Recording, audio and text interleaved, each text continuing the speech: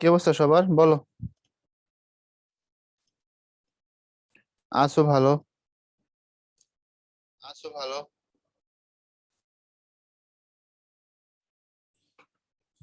ব্রাইটনেসটা বাড়াই দেন। তোমাদের সাথে দীর্ঘদিন পরে দেখা নাকি? মাঝখানে কদিন গেল? 7 দিন। তো সবাই কেমন আছো বলে ফেলো। তোমরা অস্থির হও কেন? ক্লাসে জয়েন করি ভাই, কখন শুরু হবে এই সেই। নিজেরা জয়েন করো না, অনেকে স্লো জয়েন করো। তোমাদের সবাইকে সাথে নিয়ে শুরু করব বলে আমরা অপেক্ষা করি। আমরা তো থাকি অন টাইমে, ইন টাইমে আমরা থাকি না? আমাদের ভাই যারা আছে তোমাদের হোস্টরা, টিমমেট, ওরা তো 9টা, 9:15 চলে আসে, আসে স্টুডিও রেডি করে রাখে। আমরাও থাকি। আর আমি তো আজকে এখানে তারও আগে থেকেই ছিলাম। তো আমি যে নাই এমন তো না। তো তোমরা এটা নিয়ে অস্থির হবা না। কখন শুরু হবে এটা একটা এক ধরনের অস্থিরতা।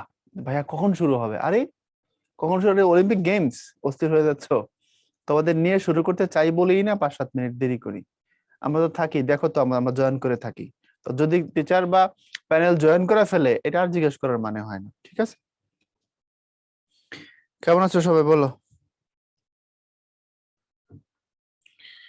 আজকেও পাঞ্জাবি? আজকেও পাঞ্জাবি হয়। ভালো আছি। আমি ভালো আছি। যারা সালাম দিছো, দিবা, দিচ্ছ, সবার জন্য ওয়ালাইকুম সালাম। একসাথে দিয়ে দিলাম উত্তর, ঠিক আছে। Good morning everyone. অতঃপর চলো আমরা শুরু করে দিই, কথা না বাড়াই। আজকে হ্যাঁ, তাসনিয়া ভালো আছে। আজকে গুরুত্বপূর্ণ লেকচার। গুরুত্বপূর্ণ লেকচার মানে খুবই গুরুত্বপূর্ণ লেকচার, কারণ আমরা গদ্যে পড়বো মমতা দি, কবিতায় পড়বো রানার। দুইটা কোনোটাই সহজ না। কবিতাটাও কিছুটা কঠিন এবং গদ্যটাও কিছুটা কঠিন। তো চলো আমরা শুরু করি। মানিক সম্পর্কে জানি। মানিক নিজেকে বলেছিলেন কলম পেশা মজুর। নিজেকে উনি নিজে বলছিলেন কলম পেশা মজুর। হ্যাঁ তৃষা, দোয়া করি। শোনো, আমার কাছে মানিক বন্দ্যোপাধ্যায়ের কোন গল্প ভালো লাগে, আচ্ছা সেটা পরে। আমার পছন্দ কোনটা, পছন্দ কোনটা, সেটা নিয়ে আলোচনা করবো, সেটা পরে। এখন এটা আমার কথা শুনতে থাকো, হ্যাঁ। মোটামুটি ইজি আছে, হ্যাঁ, 7 ইজি হলে ভালো, কোনো অসুবিধা নেই। মানিক বন্দ্যোপাধ্যায় নিজেকে কলম পেশা মজুর কেন বলছিলেন? কারণ তিনি লেখালেখি করে জীবিকা নির্বাহ করতেন এবং এটার জন্য তাকে চরম মূল্য দিতে হয়েছিল। মূল্য দিতে হয়েছিল মানে হচ্ছে, বই তো খুব এটা চলতো না তখন, তখন তো পাঠকের সংখ্যা অত বেশি ছিল না, তাই না?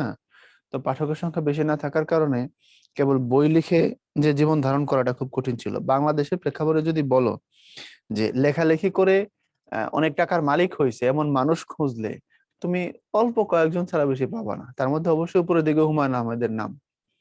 আর ওনারা যে সময়ের মানুষ, উনি তো মারাই গেছে 1956 সালে। 1908-এর জন্ম, 56-তে মারা গেছে। তাহলে বলতে পারো 48 বছরের সংক্ষিপ্ত জীবন। ওই সময় লেখালেখি করে টিকে থাকা অনেক কঠিন ছিল। তো উনি যেহেতু কলমের মাধ্যমে জীবিকা উপার্জন করতেন, এই জন্য নিজেকে তিনি বলেছিলেন কলম পেশা মজুর। এবং বাংলা সাহিত্যে সাহিত্যিকদের বেশিরভাগই তো তোমার আর্থিক কষ্টে দিন কাটাইছেন, অল্প কয়েকজন বাদে। তার মধ্যে আবার যাদের খুব বেশি কষ্ট ছিল, যাদের জীবন একবারে ট্র্যাজেডিময় হয়ে গেছে, তাদের একজন হচ্ছেন মানিক, একজন মাইকেল। দুজনের মৃত্যুই ছিল বলতে গেলে বিনা চিকিৎসায়। মাইকেল মারা গেছিলেন কলকাতার আলিপুর হসপিটালে। মানিক মারা গেছিলেন ওইরকমই হসপিটালে, কুলিদের সাথে চিকিৎসা পাননি বলতে পারো। তো এই জন্য উনি বলছিলেন যে আমার মতো কেউ যেন দুটো ডাল ভাতের অন্য ব্যবস্থা না করে লেখালেখিতে না আসে, অর্থাৎ পেট বাঁচানোর জন্য আরেকটা উপায় রেখে তারপরে যেন লেখালেখিতে আসে। লেখালেখিটাকেই যেন পুরোপুরি জীবনের টার্গেট হিসেবে নিয়ে না নেয়, জীবিকা উপার্জনের একমাত্র মাধ্যম যেন না বানায়, আরেকটা যেন ফাইন্যান্সিয়াল সোর্স সে রাখে। এ কথা মানিক নিজে বলছিলেন। এর থেকে বোঝা যায় যে আমরা বাঙালি কত বদমাইশ। কেন বললাম? কারণ তো রাইটার বেঁচে থাকবেন বই দিয়ে, তো বই আমরা কিনি না। তো উনি আমাদের জন্য সাহিত্য সৃষ্টি করলেন, কিন্তু উনি না খায়া মরলেন। এই দায় কি ওনার নাকি? এই দায় তো আমাদের বাঙালির। আমরা টাকা হলে যা সিনেমা হলে সিনেমা দেখবো। হ্যাঁ, স্টার সিনেপ্লেক্সে একটা ছবি দেখতে কমপক্ষে 500 থেকে 700 টাকা খরচ। আসা যাওয়া যদি ধরো, বা একটু যদি খাওয়া দাওয়া ধরো, তাহলে 1000 টাকা খরচ হয় স্টার সিনেপ্লেক্স একটা ছবি দেখার জন্য, যদি তুমি একটু ভালোভাবে দেখতে চাও। আর একটা বই কিনলে 300 থেকে 400 বা 200 থেকে 250 টাকা খরচ হয়। আমরা সেটা করি না। আমরা টাকা হলে জাস্ট স্টার সিনেপ্লেক্সের ছবি দেখি। আমরা যা ওই নন্দন ওয়াটার রাইড, লাফালাফি করি। এখন তো শুনলাম মানাবে নামে একটা ওয়াটার পার্ক হয়েছে গজারিয়াতে, মুন্সিগঞ্জে। ওটার ভিতরে ঢুকতে নাকি টাকা লাগে 6,000। এবং থাইল্যান্ডের যে একটা ফিল আছে, ওই টাইপের একটা ফিল নাকি ওখানে গেলে পাওয়া যায়। তো বাঙালি ওখানে যা ঢুকবে 6,000 টাকা দিয়ে, বই কিনবে না। এই হচ্ছে বাঙালির স্বভাব, তাই না? তো আদতেই আমরা এরকম তোমার হচ্ছে উল্টা স্বভাবের ছিলাম। তো যার কারণে মানিক মাইকেল বা জীবনানন্দ বা তোমার সুকান্তের মতো এরকম বড় বড় মানুষকে এক সময় খুব কষ্ট পাইতে হয়েছে। বুঝছো? এগুলো ভাই মানতে হবে। এগুলো না মানার তো কোনো কিছু কারণ নাই। তুমি জোর করলে এগুলো মিথ্যা হয়ে যাবে না। তুমি না মানলেই তুমি ভালো হয়ে যাবে, ব্যাপারটা এমন না। ঠিক আছে? সত্য সব সময় সত্য, কালোকে কালোই বলতে হবে, সাদাকে সাদাই বলতে হবে। That's it. ওকে? তো মানিক আমার পছন্দের রাইটার, তোমাদের আমি বলছিলাম। মানিকের লেখার স্টাইল আমার ভালো লাগে। তার লেখা যেগুলো আমি পড়ছি, আমি খুব বেশি পড়ি নাই, তো আমি তো পড়া মানুষ না, একটু একটু পড়ছি, যাই পড়ছি। ওনার সবচেয়ে ভালো লাগছে পদ্মা নদীর মাঝি। অসাধারণ। পদ্মা নদীর মাঝি, এটা একটা উপন্যাস, এই যে এটা। বুঝেছো? সবাই ভালো, এটা বেশি ভালো। এবং এটা ওনার শ্রেষ্ঠ সৃষ্টি। শ্রেষ্ঠ এই জন্য বললাম, বাংলা সাহিত্যে যতগুলো উপন্যাস আছে, অনেক বড় বড় গবেষক বলছেন যে এটাই নাকি শ্রেষ্ঠ উপন্যাস। এটা তো উসাইন বোল্টের দৌড় না, কে দৌড় দিয়ে আগে গেল সে ফার্স্ট হয়ে যাবে, এমন না। সমালোচক যারা, তারা সাহিত্য গবেষক যারা, তারা বলছেন, কেউ বলেন রবীন্দ্রনাথের গোরা, কেউ বলছেন ওনার পদ্মা নদীর মাঝি। এরকম অনেক অনেক ধরনের মত আছে, তবে বেশিরভাগ ক্ষেত্রে পপুলার উপন্যাস এটাই। এরপরে পুতুল নাচের ইতিকথা লিখে তিনি সাহিত্যের কথা সাহিত্যের সিংহাসনে আরোহণ করেছেন। বলা হয়েছে এর আগে উনি অতসী মামি নামে একটা গল্প লিখেছিলেন। অতসী মামি, ছাত্র অবস্থায়, এবং তিনি তখন বন্ধুদের সাথে বাজি ধরছিলেন। বন্ধুরা বলছিল যে তুই যদি গল্প লিখে দেখাইতে পারোস, মানে প্রমাণ হলো যদি তোর লেখা গল্প পত্রিকায় ছাপে, তাইলে তুই একটা বিশাল কিছু, বাজি। তো মানিক বলে ঠিক আছে, দেখাইতেছি। অতসী মামি নামে গল্প লিখে প্রবাসী পত্রিকায় পাঠাইলো। পত্রিকায় সেই গল্প ছাপলো। খালি ছাপলোই না, মানিককে তারা টাকাও পাঠাইলো। বুঝছো? যে কারণ পত্রিকায় তো গল্প উপন্যাস কবিতা দিলে তারা হচ্ছে টাকা দেয়। মানিককে টাকা পাঠানোর পরে বন্ধুরা বলছে, ওয়াও, তুই তো কাঁপাই দিছস, তাহলে কাজ কর, তুই স্থায়ীভাবে লেখালেখিটা কর। তখন এরপরে মানিক আস্তে আস্তে লেখালেখির প্রতি দুর্বল হয়ে পড়ে, এবং এক সময় পাশে কিছু টুকটাক চাকরি করছে, কিন্তু উনি পরবর্তীতে পুরোপুরি পেশা হিসেবে লেখালেখিকে নিয়ে নিয়েছিলেন এই অতসীমামের কারণে। বুঝছো না আমি একাই বুঝলাম? এই উপন্যাসের কাহিনী কি? এই উপন্যাসের কাহিনী হচ্ছে পদ্মা তীরবর্তী এলাকায় জেলে জীবনের কথা বলা হয়েছে। এখানে কুবের, কপিলা, তাদের কথা বলা হয়েছে। কুবের একজন জেলে, তাদের মাছ ধরা, এবং হোসেন মিয়া নামে একজন মানুষের একটা দ্বীপ আছে তার নোয়াখালী অঞ্চলে সমুদ্রে। এই দ্বীপে তার একটা নতুন মানুষের বসতি তৈরি করার স্বপ্ন। এই সবকিছু মিলে হচ্ছে পদ্মা নদীর মাঝি। সেটা পড়বা, হ্যাঁ, যদি সম্ভব হয়। বড় হলে পড়বে, এখন বললে বুঝবা না। ফয়সাল বসে পড়ছে, পড়লে ভালো। আচ্ছা, ট্রাজেডি কিনে এখন বলবো কেন? মানিক বন্দ্যোপাধ্যায় 1908-এর জন্ম বিহারের সাঁওতাল পরগনার দুমকা নামে একটা জায়গা আছে, দুমকা। সাঁওতাল পরগনার দুমকায় জন্মগ্রহণ করেন। জায়গাটার নাম হচ্ছে দুমকা। আর 56 সালের 3রা ডিসেম্বর তিনি মারা যান। 21 বছর বয়সে তার বিখ্যাত দিবারাত্রির কাব্য রচনা করেছিলেন, এবং 50টার বেশি উপন্যাস তিনি লিখেছিলেন। তার মধ্যে জননী, চিহ্ন, শহরতলী, অহিংস, চতুষ্কোণ, এগুলো তার উল্লেখযোগ্য উপন্যাস। আচ্ছা, এরপরে আসো আমরা পাঠ পরিচিতি নিয়ে যদি কথা বলি। 8টা বই আছে তার। গল্পের বই একটু লিখে দিই, এটা তো এখানে লিখে নাই।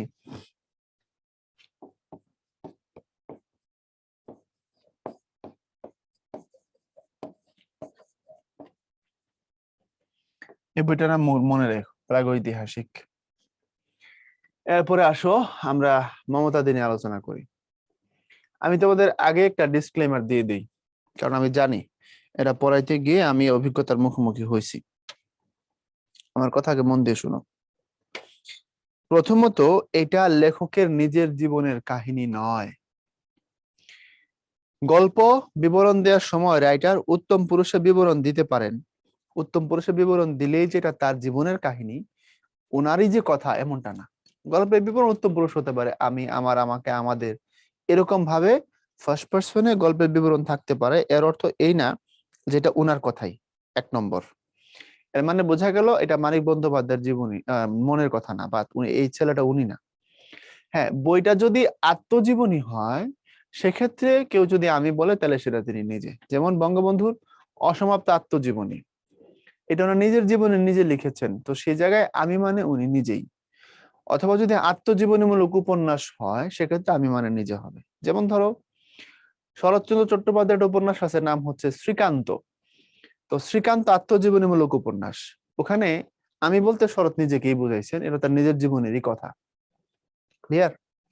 আর বাদ বাকি ক্ষেত্রে গল্প টল্প যখন কোনো জায়গায় আমি বলবে, সেটা যদি আত্মজীবনীমূলক কোনো কিছু না হয়ে থাকে তাহলে এটা রাইটারের নিজের জীবনের কথা নয়। এটা তুমি বুঝে নিবা যে ফার্স্ট পার্সনে রাইটার একটা বিবরণ দিয়েছেন, রাইটারের বর্ণনার ধরন। এক। দুই, আরেকটা প্রশ্ন আমি খুব বেশি বেশি পাইছি, ছেলেপেলে জিজ্ঞাসা করে, আচ্ছা ভাইয়া, এখানে কি মমতাদির যে আচার আচরণ, যে কথাবার্তা, তার মাধ্যমে কোনো সেক্সুয়াল বিষয় প্রকাশ পাইছে কিনা? ঠিক আছে, এরকম একটা প্রশ্ন হয়। বা ওই ছেলেটার মমতাদির প্রতি তার যে একটা আকর্ষণ, তার যে একটা টান, এটার ভিতরে কি এই আকর্ষণের পিছনে বা টানের পিছনে কোনো সেক্সুয়াল ডিজায়ার উভয়ের পক্ষ থেকে, ছেলেটা ছোট ঠিক আছে, তো মমতাদির পক্ষ থেকে অথবা ওই ছেলের পক্ষ থেকে কোনো সেক্সুয়াল বিষয় জায়গায় কাজ করছে কিনা, এরকম একটা প্রশ্ন হয়। এবং স্টুডেন্ট পড়ার পরে এমন কিছু একটা ভাবার সুযোগ আছে গল্পে, আছে কিনা? আমি কি বলছি বলো তো, ঠিক বলছি কিনা? এমনটা মনে হয় কিনা? এরকম প্রশ্ন মাথায় উদয় হয় কি হয় না বলো, যারা গল্প পড়ছো? হ্যাঁ, তোমরা আমার সাথে মোটামুটি যারা রেসপন্স করতেছো তার 98% একমত, তোমাদের মাথায় এটা আসছে ডেফিনেটলি। আচ্ছা, সেটার ব্যাখ্যা আমি দিয়ে দেব। যারা পড়ো নাই তারা বুঝবা না, অনেকের মাথায় মনে না হইতে পারে, সেটা ঠিক আছে।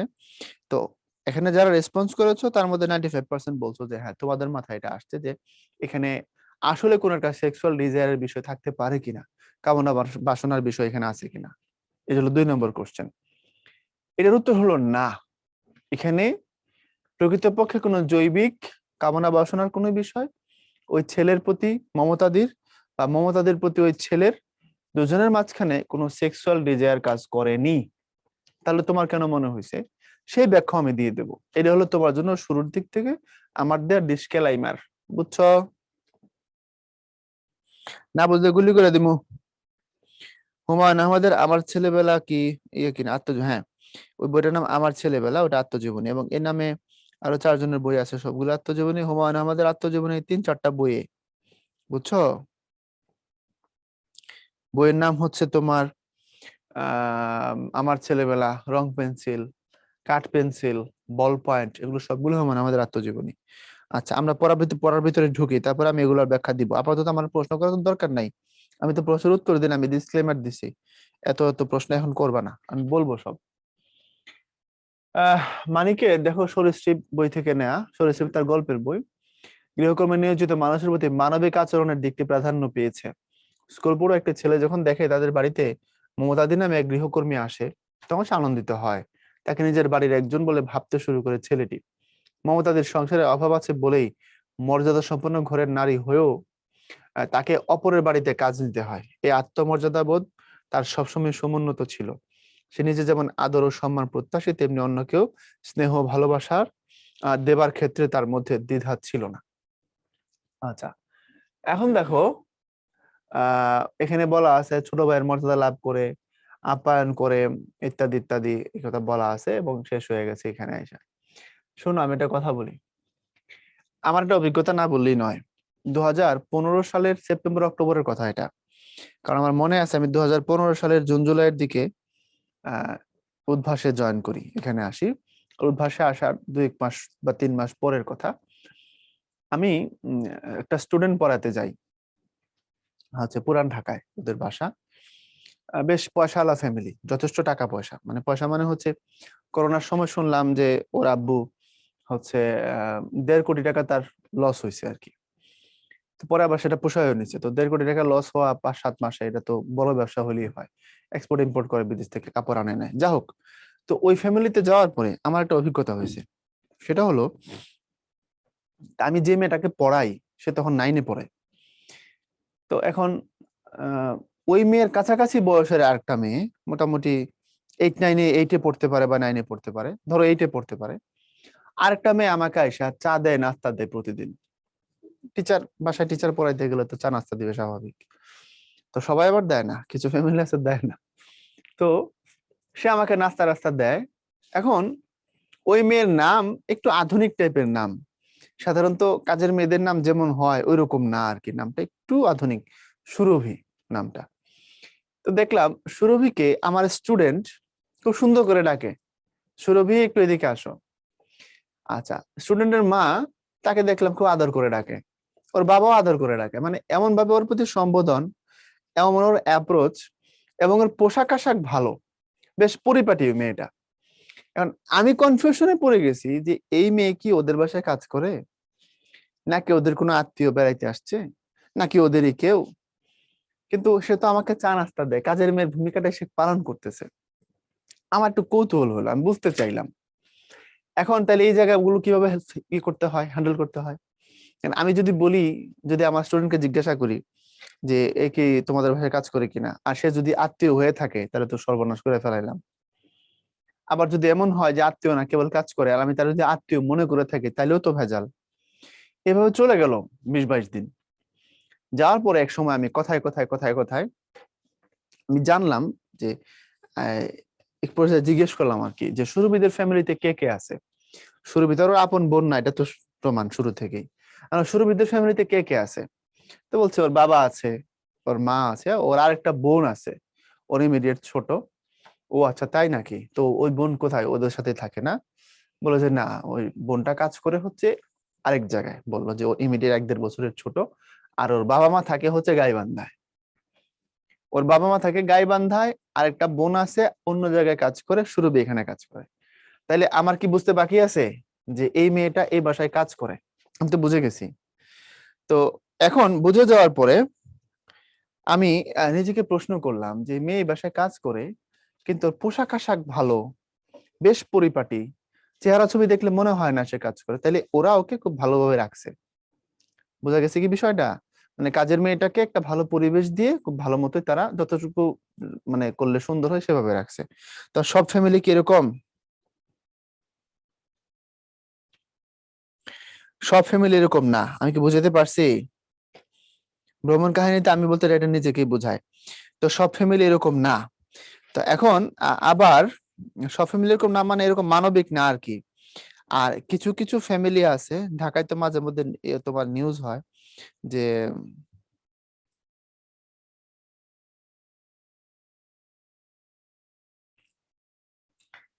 ঢাকায় তো মাঝে মধ্যে আমরা নিউজ দেখি, কি নিউজ? হ্যাঁ, গৃহকর্মীরে মাইরা বস্তায় ভইরা ফেলাই দিছে কই, ডাস্টবিনে। ওরে আল্লাহ, লাশ রক্ত বেরোয় আসতেছে বস্তা থেকে, পুলিশ উদ্ধার করে। আচ্ছা, আবার অনেক সময় দেখি যে খুন্তি দিয়া ছেঁকা টেকা দিয়ে অবস্থা খারাপ করে ফেলেছে। ভাই, ওরে পছন্দ না হলে আমি কাজ করাবো না, আউট। কিন্তু এই নির্যাতন করার মানে হয় না। আর ঘরের কাজের লোক গুলাও এক গের উপরে, এরাও মাঝে মধ্যে এমন কাজ করে মেজাজ রাখা মুশকিল। কিছু আছে দুনিয়ার ফাঁকি দিবে কাজে, উল্টাপাল্টা কাজ করবে, দামি জিনিস ভাঙবে, একদল আছে। আর আরেক দল আছে হচ্ছে চুরি করবে। ঠিক আছে, আমার ভাইরার বাসা থেকে টাকা নিয়ে গেছে 3,000, বুঝছো? তো পরে তারা সন্দেহ করছে এবং তাকে সার্চও করছে, বেশ কয়েকবার টাকা নাই হয়েছে, ওই দিন পায় নাই। বেশ কয়েকদিন পরে পরে ওই মেয়ের কাছ থেকে বাদ দিয়ে দিচ্ছে, দেখে যে ফুলের টবের নিচে টাকা রেখে দিয়েছিল, টাকা বৃষ্টি করে নষ্ট হয়েছে। তো এরাও আছে খারাপ। এখন তারপর আমি বলবো মানবিক হইতে হবে। যদি তার কোনো কিছু আমার পছন্দ না হয়, দেন আউট। কিন্তু তাকে অত্যাচার করা, তাকে মাইরা ফেলা, তাকে খুন্তি দিয়ে সেকা দিয়ে দেওয়া, শরীরে আঘাত করা, রক্তাক্ত করা, চুল কেটে ফেলা, এগুলো অমানবিক। এগুলো অমানবিক। আমাদের ইসলামে রাসূল সাল্লাল্লাহু আলাইহি ওয়াসাল্লাম বলছেন, তোমার অধীনে যে কাজ করবে প্রতিদিন তাকে 70 বার ক্ষমা করতে বলা হয়েছে, 70 বার। বুঝছো? সো এটা খুবই অমানবিক ভাই, এগুলো যেন না হয়। বুঝতে পারছি, এগুলো যেন না হয়, এগুলো যেন না হয়। আচ্ছা, তারপরে আসো মমতা দি আইডিয়াল বুয়া। একজন রয়্যাল গাইডে পড়ছে, এই যে royal guide, royal guide Sakib, তোরে গুল্লি করে মারা দিমু, আর তোর গাইডটাও গুল্লি করে মারা দিমু। আসো, আমরা গল্পের ভিতরে যাই। শীতের সকাল, মমতা দি আসছে, আয়শা কাজ করতে চাইছে, অফার করছে, এবং এক পর্যায়ে সে বলছে আমি কাজের বাইরে ছোট ছোট ছেলে মেয়েও রাখবো। মানে ওই যে ছেলেটাকে দেখছে না, স্কুল পড়ুয়া, ওকে দেখে ভাব মানে একটা ইয়ে দিছে আর কি, অফার দিছে যে আমি বাচ্চা কাচ্চা ও সামলাই। অর্থাৎ ওই গৃহকর্ত্রী যেন কাজ এবং বাচ্চা সামলানো দুইটা মিলে যেন তাকে কাজ দিয়ে ফেলে। এরপরে আমরা দেখলাম যে সংকোচ যেটুকু নিতান্তই থাকা উচিত তাও এর নেই। মানে অনেক সময় কাজ চাইলে যেটা একটা কনফিউশন হয়, সংকোচ এমনটা না, খুব সিম্পলি সে বলছে কাজ চাইছে, এখানে তার কাপড়ের বা তার ড্রেস আপের একটা বিবরণ আছে। মা বললেন তুমি রাঁধুনি? চমকে তার মুখ লাল হলো। সে চমক ও লালিমার বার্তা বোধ হয় মার হৃদয়ে পৌঁছলো। কোমল স্বরে বললেন বসো বাছা। সে বসলো না, আবশ্যক জোর দিয়ে বলল, অনাবশ্যক জোর দিয়ে বলল, হ্যাঁ আমি রাঁধুনি, আমায় রাখবেন? আমি রান্না ছাড়া ছোট ছোট কাজও করব।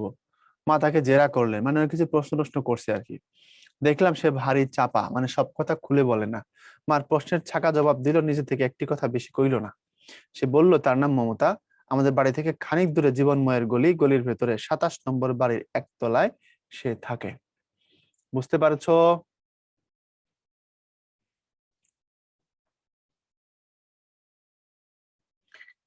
এরপরে তার স্বামী আছে আর একটি ছেলে আছে। স্বামীর চাকরি নেই, 4 মাস, সংসার আর চলে না।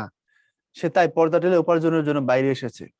এই তার প্রথম চাকরি, মাইনে সেটা জানে না, দুবেলা রেঁধে দিয়ে যাবে কিন্তু খাবে না। 15 টাকা মাইনে ঠিক হলো। সে বোধহয় টাকা 12 আশা করেছিল।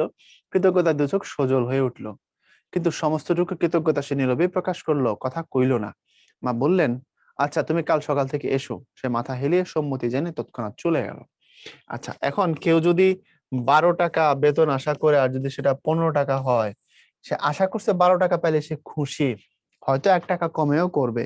সেখানে মা তাকে 15 টাকা দিতে চাইছে, সে খুশি হবে। এটারে মেঘ না চাইতে কি কয়? মেঘ না চাইতে বৃষ্টি। আচ্ছা, তারপরে তাহসিন বলছে আপনি যে আমাদের গুলি করার জন্য থ্রেড দেন তো অমানবিক। হ্যাঁ, গুলি করার জন্য থ্রেড দিটা অমানবিক, এবং তোরে আমি তোর সারা বডিতে 33টা ফায়ার করুম। বুঝছ নাই? একদম। তারপরে আসো, আমি গেটের কাছে তাকে পাকড়াও করলাম। শোনো, এখনই যাচ্ছ কেন? রান্নাঘর দেখবে না? আমি দেখিয়ে দিচ্ছি, এসো। কাল দেখবো বলে সে 1 সেকেন্ড দাঁড়ালো না, আমায় তুচ্ছ করে দিয়ে চলে গেল। ওকে আমার ভালো লেগেছিল, ওর সঙ্গে ভাব করতে ব্যস্ত হয়ে উঠেছিলাম। তবু আমি ক্ষুণ্ণ হয়ে মার কাছে গেলাম, একটু বিস্মিত হয়েও। যার অমন মিষ্টি গলা, চোখে মুখে যার উপচে পড়া স্নেহ, তার ব্যবহার এমন রূঢ়। মা বললেন পেছনে ছুটেছিলি বুঝি ভাব করতে, একটু দেখো। যার অমন মিষ্টি গলা, যার চোখে মুখে দেখো, চোখে মুখে যার তো উপচে পড়া স্নেহ, তার ব্যবহার এমন রূঢ়, এখানে অন্য কোনো নেগেটিভ কোনো ইঙ্গিত আছে? নাই। 1 নম্বর। 2, ওই ছেলের যে বয়স, স্কুল পড়ুয়া ছেলে, স্কুল পড়ুয়া ছেলেদের বয়সের ওই বয়সের দুইটা বৈশিষ্ট্য আছে। ভালো মতো বুঝো আমার কথা, আন্দাজি তর্ক করলে এখানে থাপ্পড় দিয়ে অজ্ঞান করে ফেলামো। শোনো, ওই বয়সের দুইটা বৈশিষ্ট্য। এক, অপরিচিত মানুষ দেখলে কাছেই আসবে না, কাছেই আসবে না। যেমন বাড়িতে দেখবা কোনো কোনো সময় মেহমান আসলে ছোট ছেলেপেলে গুলো সামনে আসে না, লুকায় পড়ে, বাড়ি ছেড়ে দেয়, লজ্জা পায়। এটা একটা বৈশিষ্ট্য। আরেক দল আছে ঠিক তার উল্টা, একদম উল্টাটা। মেহমান আসছে না, কে আসছে, নতুন মানুষ না পুরান মানুষ, সে বুঝবে না, সে লাফায় যায়, গলায় ধরবে, ভাব করতে চাইবে। ঠিক আছে, মানে এখনকার বাচ্চা কাচ্চা গুলো যেমন আর কি, নর্মালি খুব অপরিচিত একজনের সাথে প্রথমবার দেখা হলে লাভ দিয়ে করলে ওইটা পরে তার ফোন থেকে, পকেট থেকে মোবাইল ফোন বের করে নিয়ে পরে, মানে তোমার ফোনটা দিয়ে আমি গেম খেলবো। তোমার সাথে কিন্তু প্রথমবার দেখা হয়েছে, তার তার বয়স হতো 5 বছর। ভাইয়া তোমার ফোনটা দাও না, কেন? আমি গেম খেলবো। বুঝতে পারছো? তো এই ছেলেটা ওরকম একটু, সে ইন্ট্রোভার্ট না, সে একটু এক্সট্রোভার্ট। সে একটু নিজেকে প্রকাশ করতে চায়। সে এই জন্য মমতাদের সাথে মিশতে চাইছিল, সে সঙ্গ কামনা করছিল। 1, 2, ওই ছিল ফ্যামিলিতে তার খেলার মতো বা তার ফ্যামিলির বাইরের খুব একটা লোক তার সাথে ছিল না, সে কিছুটা নিঃসঙ্গ ছিল, যার জন্য সে মমতাদের সাথে ভাব করতে চাইছে। সিম্পল। আমাদের মাঝে তো আমরা তো চিন্তা করতে করতে মানে এমন জায়গায় করি। আরো কারণ আছে, আমি সেগুলো দেখাবো, তোমরা কেন এগুলো সন্দেহ করছো সেটা আমি ব্যাখ্যা করে দেবো।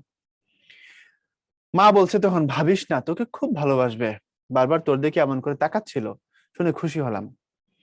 রাধুনী পদপ্রার্থনীর স্নেহ সেদিন অমন কাম্য মনে হয়েছিল কেন বলতে পারি না। অর্থাৎ বলছে রান্না করতে আসছে, এই পদ, রান্না করার পদ যে চাচ্ছে, তার স্নেহ কেন আমার এরকম দরকার মনে হয়েছিল বলতে পারে না। মানে ছোট মানুষ, নিঃসঙ্গ মানুষ, একজন মানুষ খেলার জন্য হলো তার দরকার। পরদিন সে কাজে এলো, নীরবে নত মুখে কাজ করে গেল। যে বিষয় উপদেশ পেলো পালন করলো, যে বিষয় উপদেশ পেলো না নিজের বুদ্ধি খাটিয়ে সুন্দরভাবে সম্পন্ন করলো, অনর্থক প্রশ্ন করলো না, নির্দেশের অভাবে কোনো কাজ ফেলে রাখলো না। সেজন্য বহুদিন এ বাড়িতে আছে এমনটা ভাবে কাজগুলো, মানে সে খুব স্মার্ট, কাজগুলো নিজের মতো করে গুছায় করছে। কাজের শৃঙ্খলা ও ক্ষিপ্রতা দেখে সকলে তো খুশি হলেন। মার ভবিষ্যৎবাণী সফল করে সে জামাই খুব ভালোবাসবে তার কোনো লক্ষণ না দেখে আমি হলাম ক্ষুণ্ণ। মানে কাজ খুব ঠিকঠাক করছে, মা বলছিল তোর সাথে খুব ভাব হবে, তারপরে এখন সে দেখলো যে তার সাথে তো ভাব হয় না, এই জন্য সে মন খারাপ করে ফেলছে। দুবার খাবার জল চাইলাম, 4-5 বার রান্নাঘরে গিয়ে দাঁড়ালাম, কিন্তু কিছুতেই সে আমায় ভালোবাসলো না। মানে খাবার জল চাইছে তার কাছে, রান্নাঘরে গিয়ে দাঁড়াইছে, আশপাশে তারা পাত্তা দেয় না, বরং রীতিমতো উপেক্ষা করলো। শুধু আমাকে নয়, সকলকে। কাজগুলিকে সে আপনার করে নিল, মানুষগুলির দিকে ফিরেও তাকালো না। মার সঙ্গে মৃদু স্বরে দু একটি দরকারি কথা বলা ছাড়া 6টা থেকে বেলা 10:30 অবধি একবার পর্যন্ত কাশির শব্দ করলো না। আরে আমি এমন একটা কাজের লোক আমার বাসায় দরকার, তাই না? যে একটা সুন্দর করে কাজ সাজ করবো, টাকা আমি বাড়াই দেবো, সমস্যা নাই। এখন যে মহিলা আছে সেও ভালো কাজ করে, কিন্তু সে নাকি সামনের মাস থেকে আরেকজনকে দিবে। সে আরেকটা বড় কাজ নিচ্ছে কোথাও বেশি টাকার, তো আরেকজনকে দিবে। সে আয়সা কি কাজ করে কে জানে, তাই না? মমতা দি হইলে ভালো ছিল রে। কাজের শৃঙ্খলা ও ক্ষিপ্রতা দেখে সকলে তো খুশি হলেন এবং সে কষ্ট পাইলো, তারে পাত্তা দিল না। সে যেন ছায়াময়ী মানবী। প্রয়োগে প্রশ্ন হয়, ছায়ার মতোই ম্লানিমার ঐশ্বর্যে মহীয়সী, কিন্তু ধরা ছোঁয়ার অতীত শব্দহীন অনুভূতিহীন নির্বিকার। ভালো মতো বোঝো আগে। এর অর্থ হচ্ছে সে কিছুটা রহস্যের আড়ালে নিজেকে লুকিয়ে রাখে। তার মোটিভ, তার যে মুভমেন্ট, সে কি চাচ্ছে, সমস্ত কিছু তার আচার আচরণের কথাবার্তা দিয়ে প্রকাশ পায় না, বোঝা যায় না। বলছে ছায়ার মতো ম্লানিমার ঐশ্বর্যে মহীয়সী, বলছে সে কিছুটা চুপচাপ ভারী স্বভাব এবং ছায়ার মতোই ম্লানিমার ঐশ্বর্যে মহীয়সী, মানে হচ্ছে ওই সামান্যতার ভিতর দিয়ে তার মধ্যে একটা অসাধারণত্ব আছে, এবং ধরাছোঁয়ার অতীত শব্দহীন অনুভূতিহীন নির্বিকার, তাকে বোঝা যায় না। রাগ করা স্কুলে চলে গেলাম। সে কি করে জানবে মাইনে করা রাধুনির দূরে থাকাটাই সকলে তার কাছে আশা করছে না? তার সঙ্গে কথা কইবার জন্য বাড়ির ছোট কথা ছটফট করছে। সপ্তাহখানেক নিজের নতুন অবস্থা অভ্যস্ত হয়ে যাওয়ার পর সে আমার সঙ্গে ভাব করলো।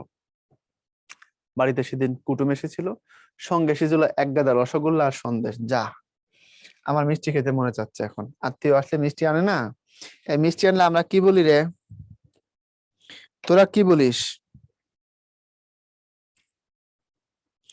কুটুম মানে আত্মীয়, মেহমান। কিছু বলিস না? হ্যাঁ, মিষ্টি আনলে কিছু বলিস না? তা তুই বলিস এলে নাকি রে সব এখানে? হুম, মুরব্বীরা কি বলে, ঈষৎ বিষণ্ণ মুখে গাঢ় শ্রান্তির ছায়া। মানে মুখটা একটু শুকনা এবং সেখানে ক্লান্তির ছাপ। স্থির অচঞ্চল দুটি চোখ, চোখগুলো স্থির, মানে চোখে খুব আলো আঁধারের খেলা নাই, খুব চঞ্চলতা নাই। কপালে একটা ক্ষত চিহ্ন, আন্দাজে টিপ পড়ার মতো, মানে আন্দাজে টিপ পড়লে যেমন জায়গা মতো পড়ে না, এমন পাশে একটু ক্ষত চিহ্ন দাগ আছে। এই মেহমান আসলে কি বলতে হয় মিষ্টি নিয়ে আসলে?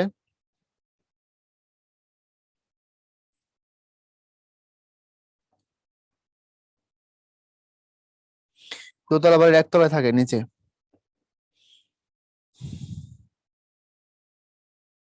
হ্যাঁ, সুমাইয়া, এই তো ঠিক আছে। আর বাকিগুলো তো বোঝে না, কিছু বলে না। তখন বলতে হবে যে আরে কি দরকার ছিল, ফাহাদ এত কিছু আনছেন কেন? হ্যাঁ, কি দরকার ছিল এসবের, আর কি দরকার ছিল, তাই না? এসব- আচ্ছা, এসবের আর কি দরকার ছিল বলতে বলতে আমরা কি করি মনে আছে? এসবের আর কি দরকার ছিল বলতে বলতে তো মিষ্টির ব্যাগটা গ্রহণ করি না, এই বাঙালি। এসবের আর কি দরকার ছিল, এটা বলি, আর আরেক হাত দিয়ে কি করি, তার হাতের ব্যাগটাকে রিসিভ করি, করে নিয়ে যাই। হ্যাঁ, এসব না আনলেই পারতেন। হ্যাঁ, ওরা তো আম্মু বলে, ওই তো একই তো জানতে চাইছি। হ্যাঁ, এবং তুই লুকায় থাকস, যখন মিষ্টির ব্যাগটা নিয়ে ভিতরের রুমে রাখে, তারপরে ঝাপায় পইরা ইচ্ছা মতো খাওয়া শুরু, রাইট? এক্স্যাক্টলি। আচ্ছা, ওকে, আসো। আপনি কি করেন ভাইয়া? আমি কি করি, আমি আমার বন্ধুদের যখন দাওয়াত দিই, আমার ঘনিষ্ঠ মানুষ যারা, তাদের দাওয়াত দিয়ে আমি মাঝে মধ্যে তাদের দাওয়াত দিই। তারা আমার হাতের গরুর মাংস খুব পছন্দ করে, রান্নাটা মাঝে মধ্যে তাদের নিয়ে আমি খাই, এবং দাওয়াত দিয়ে আমি বলে দিই কি কি আনবে। ঠিক আছে, কি কি আনবে আমি ফিক্সড করে দেই, এবং বলি যদি এর থেকে কম হয়, গেট থেকে নিচ থেকে বলবো দারোয়ানকে আউট, চেক করে ঢুকাবা, ঠিকঠাক থাকলে যেন ঢুকতে পারে, আদারওয়াইজ আউট। ওকে, ঘনিষ্ঠদেরকে আমি বলে দিই যে তুই দই আনবি, তুই ওইটা আনবি, তুই ওইটা আনিস, এসব বলে দিই। বুঝা গেছে? এটা হচ্ছে আমার ব্যাপার, এটা আমার নিজস্ব স্টাইল। হ্যাঁ, আমি রান্না করি। আচ্ছা। এবং হ্যাঁ, আর দূরের মানুষ যারা এজ ইউজুয়াল আত্মীয়তার সম্পর্ক যাদের সাথে, সেটা ভিন্ন জিনিস। সেটা তো আমরা যে স্বাভাবিক ভদ্রতার কথা সেটা তো সবাই বলবোই। আর আমার যারা ঘনিষ্ঠ বন্ধু বান্ধব তাদের আমি ডিরেক্ট বলে দিই যে এটা ছাড়া আসলে দারোয়ানকে বলে রাখছি গেট থেকে যেন আউট করে দেয়, এটা নিয়ে আসবি, ঢুকতে পারবি। ওকে, তারপরে এ হচ্ছে কথা। এখন আসো, কই ছিলাম আমরা? দেখো, সপ্তাহখানেক নিজের সিচুয়েশন অভ্যস্ত হওয়ার পরে সে কাজের সাথে আসলে পরে অভ্যস্ত হওয়ার পরে তার সাথে ভাব করছে। বাড়িতে কুটুম আসছিল, সঙ্গে আসছিল এক গাদা রসগোল্লা সন্দেশ। প্রকাশ্য ভাগটা প্রকাশ্যে খেয়ে ভাড়ার ঘরে গোপন ভাগটা মুখে পুরে চলেছি, কোথা থেকে সে এসে খপ করে হাত ধরে ফেললো। প্রকাশ্য ভাগ প্রকাশ্যে খাওয়া মানে মিষ্টি টিষ্টি আনলে বিতরণ হয়, তুমি এটা নাও, যতটুক মা দেয় এটা প্রকাশ্য ভাগ। তারপরে আমরা কি করি, ফ্রিজে যখন রাখে আর যখন দেখি এখান থেকে মানুষ সরছে তখন গোপনটা আবার মারে দিই, ঠিক না? এই হলো দুইটা ভাগ, অপ্রকাশ্য। ভাড়ার ঘর মানে খাবার দাবার যে ঘরে রাখে আর কি। সে হাত ধরে ফেলছে, রাগ করে মুখের দিকে তাকাতে সে এমন ভাবে হাসলো যে লজ্জা পেলাম।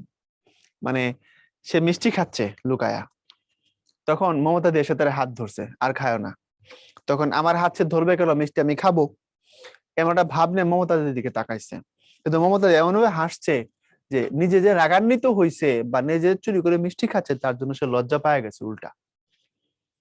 আচ্ছা, বললো দরজার পাশ থেকে দেখছিলাম, আর কটা খাচ্ছ গুনছিলাম, যা খেয়েছো তাতে বোধহয় অসুখ হবে, আর খেও না। চা দিতে বলেন, অডিও চালু করে দিন। দিচ্ছেন? অডিও চালু করেন। চলো, আপনি কি কি পারেন রান্না করতে? দুইটা। আমি গরুর মাংস রান্না করতে পারি, আর ডিম ভাজতে পারি। ভাত তো পারি এজ ইউজুয়াল, আর কিছু পারি না। এবং গরুর মাংসের লেভেলটা আসলে খুব ভালো লেভেলে পারি, অনেস্টলি। আমাকে যারা চিনে জানে সবাই এটা বলে যে এটা খুব ভালো হয়। দেখো, তো বলছে যে গুনছিলাম, আচ্ছা যা খেয়েছো তাতে বোধহয় অসুখ হবে, আর খেও না। কেমন ভর্ৎসনা নয়, আবেদন, বোঝো বোঝো। বাচ্চা কাচ্চাদের কি করে ঠেকাইতে হয়। আমার এক রিলেটিভ, শ্বশুর বাড়ির পক্ষের ভাইয়ের ছেলে, ভাইগনা হয়, বয়স সন্ধিকাল, কত ওর বয়স হবে, 14 হয়েছে মনে হয়। তো এই ছেলে দেখলাম ওই দিন, এখান থেকে একটা শিক্ষা নয়, এই জায়গাটা, সে ফেসবুকে একটা রিল দিছে, তার ছবি দিয়ে একটা মিউজিক দিয়ে ওখানে লিখছে আর কতকাল সিঙ্গেল থাকবো। এখন সম্পর্কে হলো ভাগিনা, বয়স হবে 14-14, এখন ও কতকাল সিঙ্গেল থাকবে এটা তার হতাশা। তো আমি এই কথা শুনে ওর খালামণিদের বললাম, সবাইকে, যে ও এটা কি করতেছে, ওর বয়স কত যে ও এইসব কয় ফেসবুকে, আমার সাথে তার ফ্রেন্ড লিস্টে আমি অ্যাকসেপ্ট করছি, এই তো বেশি। তারপরে এখন সে রিল দিয়ে বেড়াচ্ছে, আমি কিছু বলি নাই। পরে শুনলাম ওরে খালামণি, ওকে কালকে শুনলাম কাহিনী, ওরে ফোন করে বলছে যে দেখো বাবা, আমরা তো তোমার কাছ থেকে অনেক কিছু আশা করি, তুমি যদি এখন এই বয়সে এমন কিছু লেখো, তোমার আঙ্কেলরা তো তোমার সাথে ফেসবুকে আছে, তারা তো এটা নিয়ে বিব্রত হয়। তারপর আরেকটা ছেলের উদাহরণ দিয়ে বলছে তার বন্ধু যে ও একটু কিন্তু বাজে টাইপের, তুমি তো এমন না, তুমি তো ভালো ছেলে, তো তুমি এগুলো কেন করো। এ কথা বলার পরে বলছে যে আমি সরি আন্টি, এটা আমি আর করবো না, কখনো এমনটা হবে না, বলে সে আবার রিপ্লাই দিছে সেটা করবে না। এখন ওই ছেলেকে যদি বলতো যে তোরে হাড্ডি গুড্ডি গুড়া করে হালামু, তেল হইছে তোর, তাহলে এই ছেলে কিন্তু নেগেটিভ রিয়াকশন করতো, খুবই সিম্পল। এই জন্য কাউন্সিলিং এর একটা বড় উপায় হচ্ছে তুমি ভালো এবং মন্দটা বুঝাই দিবা, এটা করলে ভালো, এটা করলে খারাপ, কোনটার পরিণতি কি সেটা বুঝাই দিবা, তাহলে ছেলেরা নিজে থেকেই সিদ্ধান্ত নিয়ে ভালো হয়ে যায়। এটা শাসন এবং কাউন্সিলিং এর বড় একটা উপায়। কাউকে কন্ট্রোল না করা, তাকে প্রভাবিত করা। পাওয়ার মানে কিন্তু কাউকে কন্ট্রোল করা নয়, মানুষকে প্রভাবিত করা। তো মমতা দি ওকে কেমনে ঠেকাইছে দেখো, একটু লাইনটা পড়ো। মমতা দি যদি বলতো যে তুমি যে মিষ্টি খায় ওরাই দিচ্ছ, তোমার মাকে কিন্তু বলে দেবো, এটা বললে মমতা দিদির এগেইনস্টে চলে যেত কিনা, কথা বলো তো।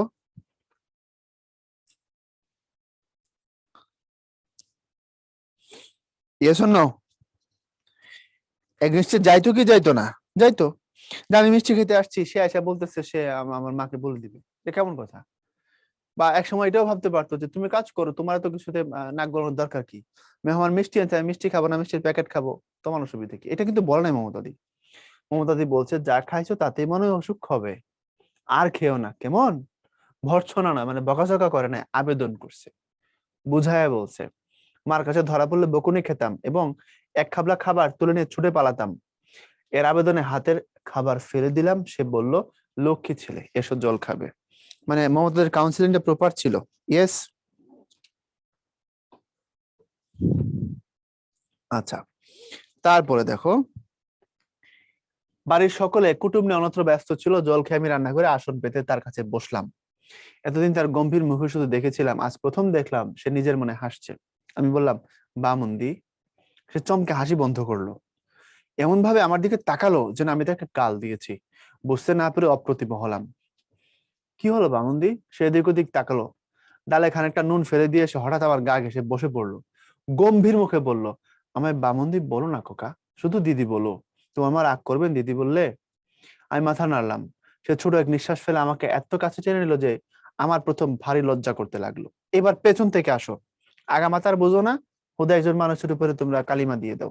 এখান থেকে বুঝো, বামুন্দি থেকে একটু একটু ব্যাখ্যা দিতে হবে, তোমরা মনোযোগ দিয়ে শুনবা। যারা হিন্দু আছো তোমাদের হয়তো ব্যাখ্যা করব। একটা সময় ছিল যখন ব্রাহ্মণরা অনেকগুলো বিয়ে করতো, তোমরা জানো কিনা আমি জানি না। বল্লাল সেন নামে বাংলা সেন বংশের একজন রাজা ছিল। তার ছেলের নাম লক্ষণ সেন, তোমরা লক্ষণ সেনকে সবাই চিনো। লক্ষণ সেনের কাছ থেকে 1204 সালে নদিয়া বা নবদ্বীপ দখল করে নিয়ে যায়। বাংলার তখন রাজধানী নবদ্বীপে ছিল। দখল করে ফেলে হচ্ছে ইখতিয়ারউদ্দিন মাহমুদ বিন বখতিয়ার খলজি। তার ভিতর দিয়ে বাংলায় মুসলমানদের শাসন শুরু হয়, এটা আমরা জানি। তো 1204-এ লক্ষণ সেনের পতন হয়, তাই না? লক্ষণ সেনের বাবা বল্লাল সেন 1160 থেকে 1180 এই 20 বছর শাসন করেছিলেন। বল্লাল সেনের দুটো বই আছে, দান সাগর এবং অদ্ভুত সাগর। যা হোক, এই বল্লাল সেন একটা প্রথা প্রচলন করেছিল, এটার নাম হচ্ছে কৌলিন্য প্রথা। এই কৌলিন্য প্রথার পরবর্তীতে অনেক কুফল আছে। এখন যে ব্রাহ্মণরা অতিরিক্ত কিছু সুযোগ সুবিধা পায় হিন্দু ধর্মে, তাদের মধ্যে যে ধর্মভেদ জাতিভেদ, তোমাদেরকে সম্ভবত আমি অভাগীর স্বর্গ পড়াইলে এটা বলছি, নিশ্চয়ই নিশ্চয়ই বলছি। আমি এই কাহিনীগুলো টুকটাক কিছু আমি টাচ দিয়েছি। এই যে ব্রাহ্মণ ক্ষত্রিয় বৈশ্য শূদ্র, এই যে ঝামেলাগুলো হয়, বা ব্রাহ্মণরা যে নিচু তলার মানুষদেরকে একটু খারাপ ভাবে দেখে, বা শূদ্ররা যে সম্মান পায় না, কাঙালির কেন এই অবস্থা হইলো, বলছি কিনা বলো? বলছি তো। তাহলে এগুলো তো তুমি জানো, তোমাদের ভাই এগুলো বলছি। তো যেহেতু এই জিনিসগুলো তুমি অলরেডি জানো, তো এই কৌলিন্য প্রথাটা বল্লাল সেন যখন করে, তার রেজাল্ট হিসেবে অনেকগুলো ঘটনা সমাজে ঘটে। ব্রাহ্মণরা প্রচুর সুবিধা পায় এবং এক সময় ব্রাহ্মণরা অনেকগুলো বিয়ে করতো। ব্রাহ্মণদের বিয়ে করলে দেখা গেছে যে ব্রাহ্মণ মারা গেছে, তার 10টা 20টা বউ আছে, সব বিধবা হয়ে গেছে। এবং আরো ভয়ঙ্কর হচ্ছে, ধরো ব্রাহ্মণের বয়স হচ্ছে 65, সে জীবনের 15তম বিয়ে করছে, 15তম বউর বয়স হচ্ছে 14 বছর। 2 বছর পরে বউর বয়স 16, ব্রাহ্মণের বয়স 67 হয়ে গেছে মইরা। তো মেয়েটা হয়ে গেছে বিধবা। তো ব্রাহ্মণরা তখন ফতোয়া দিল যে ব্রাহ্মণ যাকে বিয়ে করেছে, যাকে স্পর্শ করেছে, তাকে অন্য কেউ যেন পরে স্পর্শ না করে। তাহলে সমাধান কি? ব্রাহ্মণের চিতায় ওই মেয়ে তুলে পুড়ায় ফেলতে হবে। এটার নাম সতীদাহ। জামাই মারা গেলে স্ত্রীকে জ্যান্ত অবস্থায় চিতায় তুলে পুড়ায় দেওয়া। এবং এই সতীদাহ প্রথা এত ভয়ঙ্কর ছিল, 1829 সালে লর্ড উইলিয়াম বেন্টিঙ্ক, ইংরেজ গভর্নর, এবং উনি বন্ধ করে দেন রাজা রামমোহন রায়ের অনুরোধে। রামমোহন রায় অনেক চেষ্টা করে সতীদাহটা বন্ধ করছিলেন। তো সতীদাহ বন্ধ করার পরে ব্রাহ্মণরা বলল যে বিধবার বিয়ে বন্ধ। সেই বিধবাদের বিয়ে আবার চালু করেছিল ঈশ্বরচন্দ্র বিদ্যাসাগর 1856 সালে। লম্বা হিস্ট্রি সেগুলো।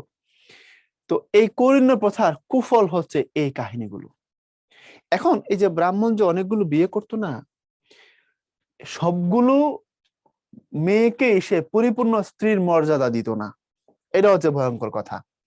মানে যত বউ ব্রাহ্মণের ছিল, সবার গর্ভে ব্রাহ্মণের বাচ্চা জন্ম নিত না, সবাইকেই মা হওয়ার সুযোগ দেওয়া হইতো না। তবে তাকে স্ত্রীর মতো করে ব্যবহার করতো, মানে তার সাথে সেক্সুয়াল রিলেশন রাখতো, কিন্তু মা হওয়ার সুযোগ দিত না। কেবল যারা, যেসব মেয়েগুলোকে ব্রাহ্মণের বাড়ি থেকে বিয়ে করে নিয়ে আসতো, ব্রাহ্মণে বংশের বিশুদ্ধতা রক্ষার জন্য, তাদের গর্ভেই ব্রাহ্মণরা সন্তানের জন্ম দিত। আর অনেকগুলো বউ, সবাই তো উঁচু বর্ণের ছিল না, তাদেরকে বলা হইতো সেবাদাসী। ভালো মতো বুঝো, তাদেরকে বলা হইতো সেবাদাসী। এই সেবাদাসী যারা, তাদের মর্যাদা ছিল স্ত্রী এবং রক্ষিতার মাঝামাঝি। এটা খারাপ কিনা বলো? স্ত্রীও না, রক্ষিতাও না। রক্ষিতা হলে তো মান সম্মান থাকে না। স্ত্রী রক্ষিতার মাঝামাঝি, বিয়ে করে নিয়ে আসছে কিন্তু তাকে পরিপূর্ণ স্ত্রীর মর্যাদা তারা দিতে চাইতো না। তো এই মেয়েগুলো ব্রাহ্মণের বাড়িতে থাকতো, তাদের রান্না বান্না করতো, কাজ কারবার গুলো করতো, ঘর সংসার সামলাইতো, এগুলো ছিল তাদের কাজ। এবং এই ব্রাহ্মণ কথাটার আঞ্চলিক রূপ হচ্ছে বামুন, নট বামন, দুটো আলাদা জিনিস। যেটা বামন, বামন মানে হচ্ছে খাটো মানুষ। আমরা বলি না বামন হয়ে চাঁদে হাত দিছে, এটা হলো বামন। আর বামুন বললে ওটা ব্রাহ্মণ কথার আঞ্চলিক রূপ, বামুন। তো ওই যে মেয়েগুলো ব্রাহ্মণের বাড়িতে স্ত্রীর মর্যাদা পরিপূর্ণ পাইতো না, তারা ব্রাহ্মণের রান্না বান্না করতো, কাজ কারবার করে দিত, কাজের মেয়ের মতোই থাকতো স্ত্রী হয়েও, তাদেরকে ব্রাহ্মণ কন্যা বা ব্রাহ্মণের বাড়ির কন্যা বা বামুনদি বলতো মানুষ। ব্রাহ্মণের বাড়ি রান্না করে বা ব্রাহ্মণের বাড়িতে কাজ করে, এই অর্থে তাদেরকে বলতো বামুনদি। বুঝে থাকলে বলো, বামুনদি কথাটা কি তাহলে সম্মানের না অসম্মানের?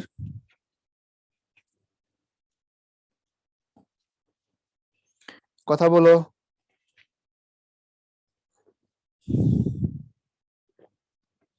অসম্মানের কাজ, অপমানের কাজ, তাই না? বামুনদি একটা অপমান, অসম্মানের কাজ। কারণ সে ব্রাহ্মণের বাড়িতে আছে, তাকে ব্রাহ্মণ বিয়ে করে আনছে, কিন্তু পরিপূর্ণ স্ত্রীর মর্যাদা তাকে দিত না, সেখানে সে রান্না বান্না করতো, এই জন্য মানুষ তারে বলতো বামুনদি। এখন বলো, মমতা দিকে বামুনদি বললে সে মাইন্ড করবে কি করবে না? আত্মসম্মানে লাগবে কি লাগবে না?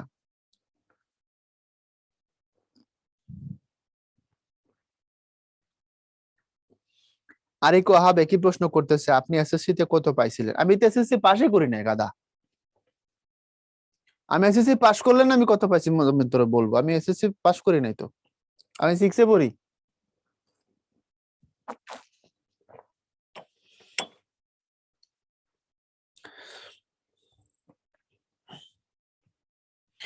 তাসনিয়া, দ্যাটস মিন উনি বামুনদি না? Definitely not. বামুনদি মানে তো ব্রাহ্মণের বাড়ির ওই লেভেলের মেয়েগুলো, যারা ব্রাহ্মণের বিবাহিত স্ত্রী, কিন্তু স্ত্রীর মর্যাদা পরিপূর্ণ পাইতো না। তাইলে বামুন এখন রান্না বান্না করে বলে মানুষ তাদের বামুনদি বলতো? কারণ সে তো বাচ্চা মানুষ, সে বাচ্চা মানুষ না। সে হয়তো সমাজে দেখছে যে কেউ রান্না বান্না করে তারা বামুনদি কয়, সে মমতা দিরে বলে বসছে বামুনদি। বুঝছো ভেজালটা কোথা থেকে হয়েছে? এই আর কিছু না। এজন্য মমতা দি মাইন্ড করছে, বলছে আমাকে বামুনদি বলো না, আমাকে শুধু দিদি বলো। দিদি যদি বলো তখন কি তোমার আম্মু কি মাইন্ড করবে কিনা, দেখছো ওই যে বলছে, তখন যদি দিদি বলো তাহলে কি তোমার আম্মু মাইন্ড করবে কিনা, তোমার মা তোমাকে বকা দিবে কিনা? যে বলছে মাথা নাড়লাম, মানে বলছে না বকা দিবে না।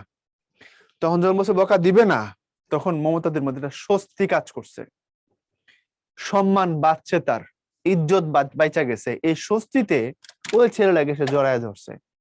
কারণ ছেলের লজ্জা লাগছে যে হয়তো আমাকে সে জড়ায় ধরে ফেলছে বা সে কে, কিন্তু মমতা দিতের এর মধ্যে নাই। তার স্বামীর চাকরি নাই, ফ্যামিলিতে প্রবলেম, বাচ্চা রেখা স্বামী রেখা কাজ করতে আসছে, সে জানে তার অস্তিত্বের প্রশ্ন এটা। বুঝছো কাহিনীটা কি? ছেলে পেলে ক্লিয়ার? তানজিম অপশন, মমতাজের হাজবেন্ডের অনেকগুলো বউ ছিল, তুই এখন ক্লাস থেকে বেরিয়ে যা। এই গরু বেরো, আউট। তোর ক্লাসে আসতে বলছে কে? কোন কথা থেকে বোঝা গেল যে মমতাজের জামাইয়ের অনেকগুলো বউ ছিল? এমন কোন কথা থেকে এমনটা প্রমাণ হয়? এগুলা ক্লাস 9-10 পড়ে কিভাবে?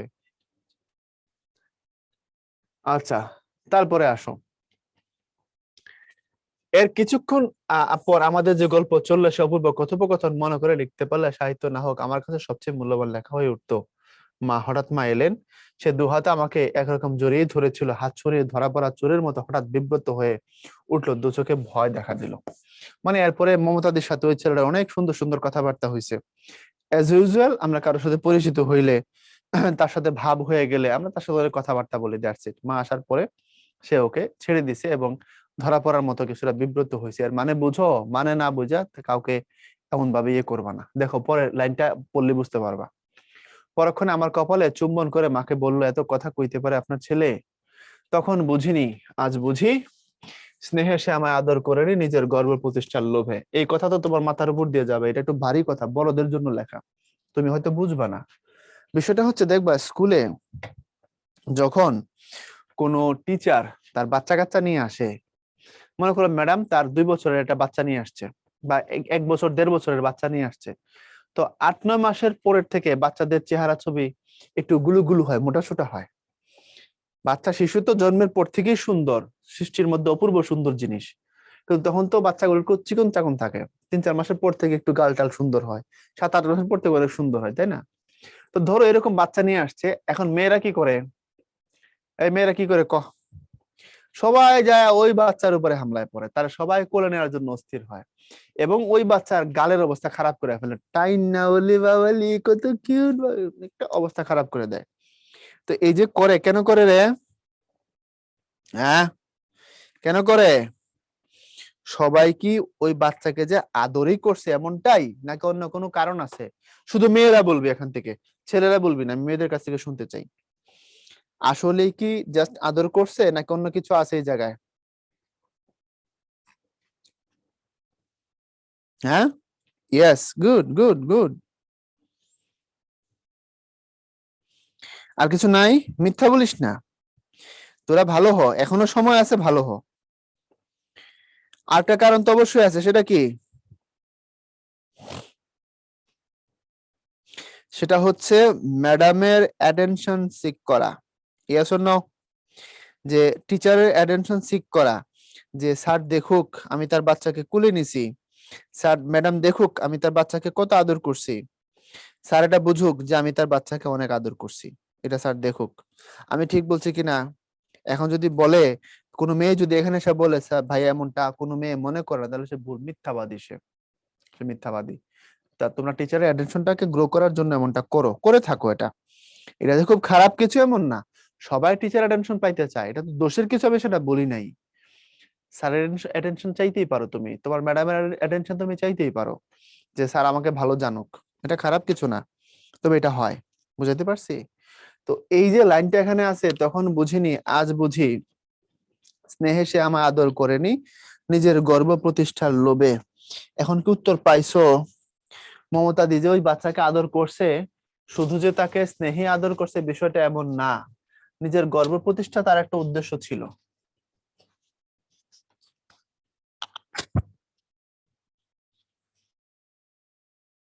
অর্থাৎ ওই ভদ্রমহিলা দেখুক যে আমি তার ছেলেকে কত ভালোবাসি, আমি তার ছেলেকে কত স্নেহ করি, তার সাথে আমার কত সদ্ভাব, বা ওই ছেলে আমাকে কত পছন্দ করে।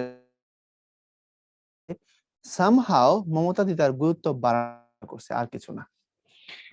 এরপর দেখো, মা যদি বলতেন খোকা উঠে আয়, যদি কেবল মুখ কালো করে সরে যেতেন, পরদিন থেকে সে আর আসতো না। 15 টাকার খাতিরেও না, স্বামী পুত্রের অনাহারের তাড়নাতেও না। মানে বুঝছো তার আত্মসম্মানের লেভেল কত? মা হাসলেন, বললেন, ও এরকম সারাদিন বকবক করে, বেশি আশকারা দিও না, জ্বালিয়ে মারবে। বলে মা চলে গেলেন। তার চোখ দিয়ে দুফোটা দুর্বোধ, কি বলে, তার চোখ দিয়ে, দু চোখ দিয়ে দুফোটা দুর্বোধ্য রহস্য টপ টপ করে ঝরে পড়লো। মানে এরপরে মমতা দি একটু কান্না করছে, তার চোখ দিয়ে পানি পড়ছে। কেন? কারণ মা যে কথাগুলো বলছে, যে ও এরকম সারাদিন বকবক করে, বেশি আশকারা দিও না, জ্বালিয়ে মারবে, মায়ের কথার ভিতরে কিছুটা করুণা মাখা ছিল। মানে মাও কিছুটা বুঝতে পারছে যে সে যে কিছু গর্ব প্রতিষ্ঠার চেষ্টা করছে, এটা মাও টের পাইছে। মা তাকে আর অপমান করে নাই, মা চলে গেছে, এই জন্য তার চোখ দিয়ে পানি পড়ছে। ওই যে দেখো, মা অপমান করে তার চোখ হয়তো শুকনোই থাকতো, সম্মানে চোখের জল ফেললো, সে সম্মানের আগাগোড়া করুণা ও দয়া মাখা ছিল, সেটা বোধ হয় তার সইল না। বুঝছো কথাটা? মায়ের মোটিফে কিছুটা করুণা এবং দয়া ছিল। 3-4 দিন পরে তার গালে 3টা দাগ দেখতে পেলাম, মনে হয় আঙ্গুলের দাগ।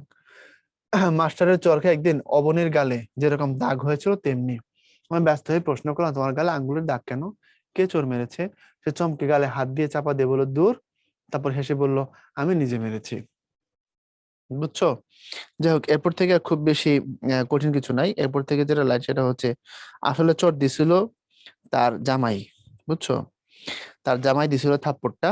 এখন জামাই যেহেতু থাপ্পড়টা দিছে, একজন প্রশ্ন করছে বাচ্চাটা ছেলে না মেয়ে ছিল, আরেক ওয়াহাব মানে তোদের, তোরা তো আমার জীবনে ইতিহাস হয়ে থাকলি রে। দিনকে দিন হে করোনা জেনারেশন, আল্লাহ তোর লেভেল এমন কে? তোর তো লেভেলে নাই। বারবার বলতেছে ছেলে ছেলে ছেলে।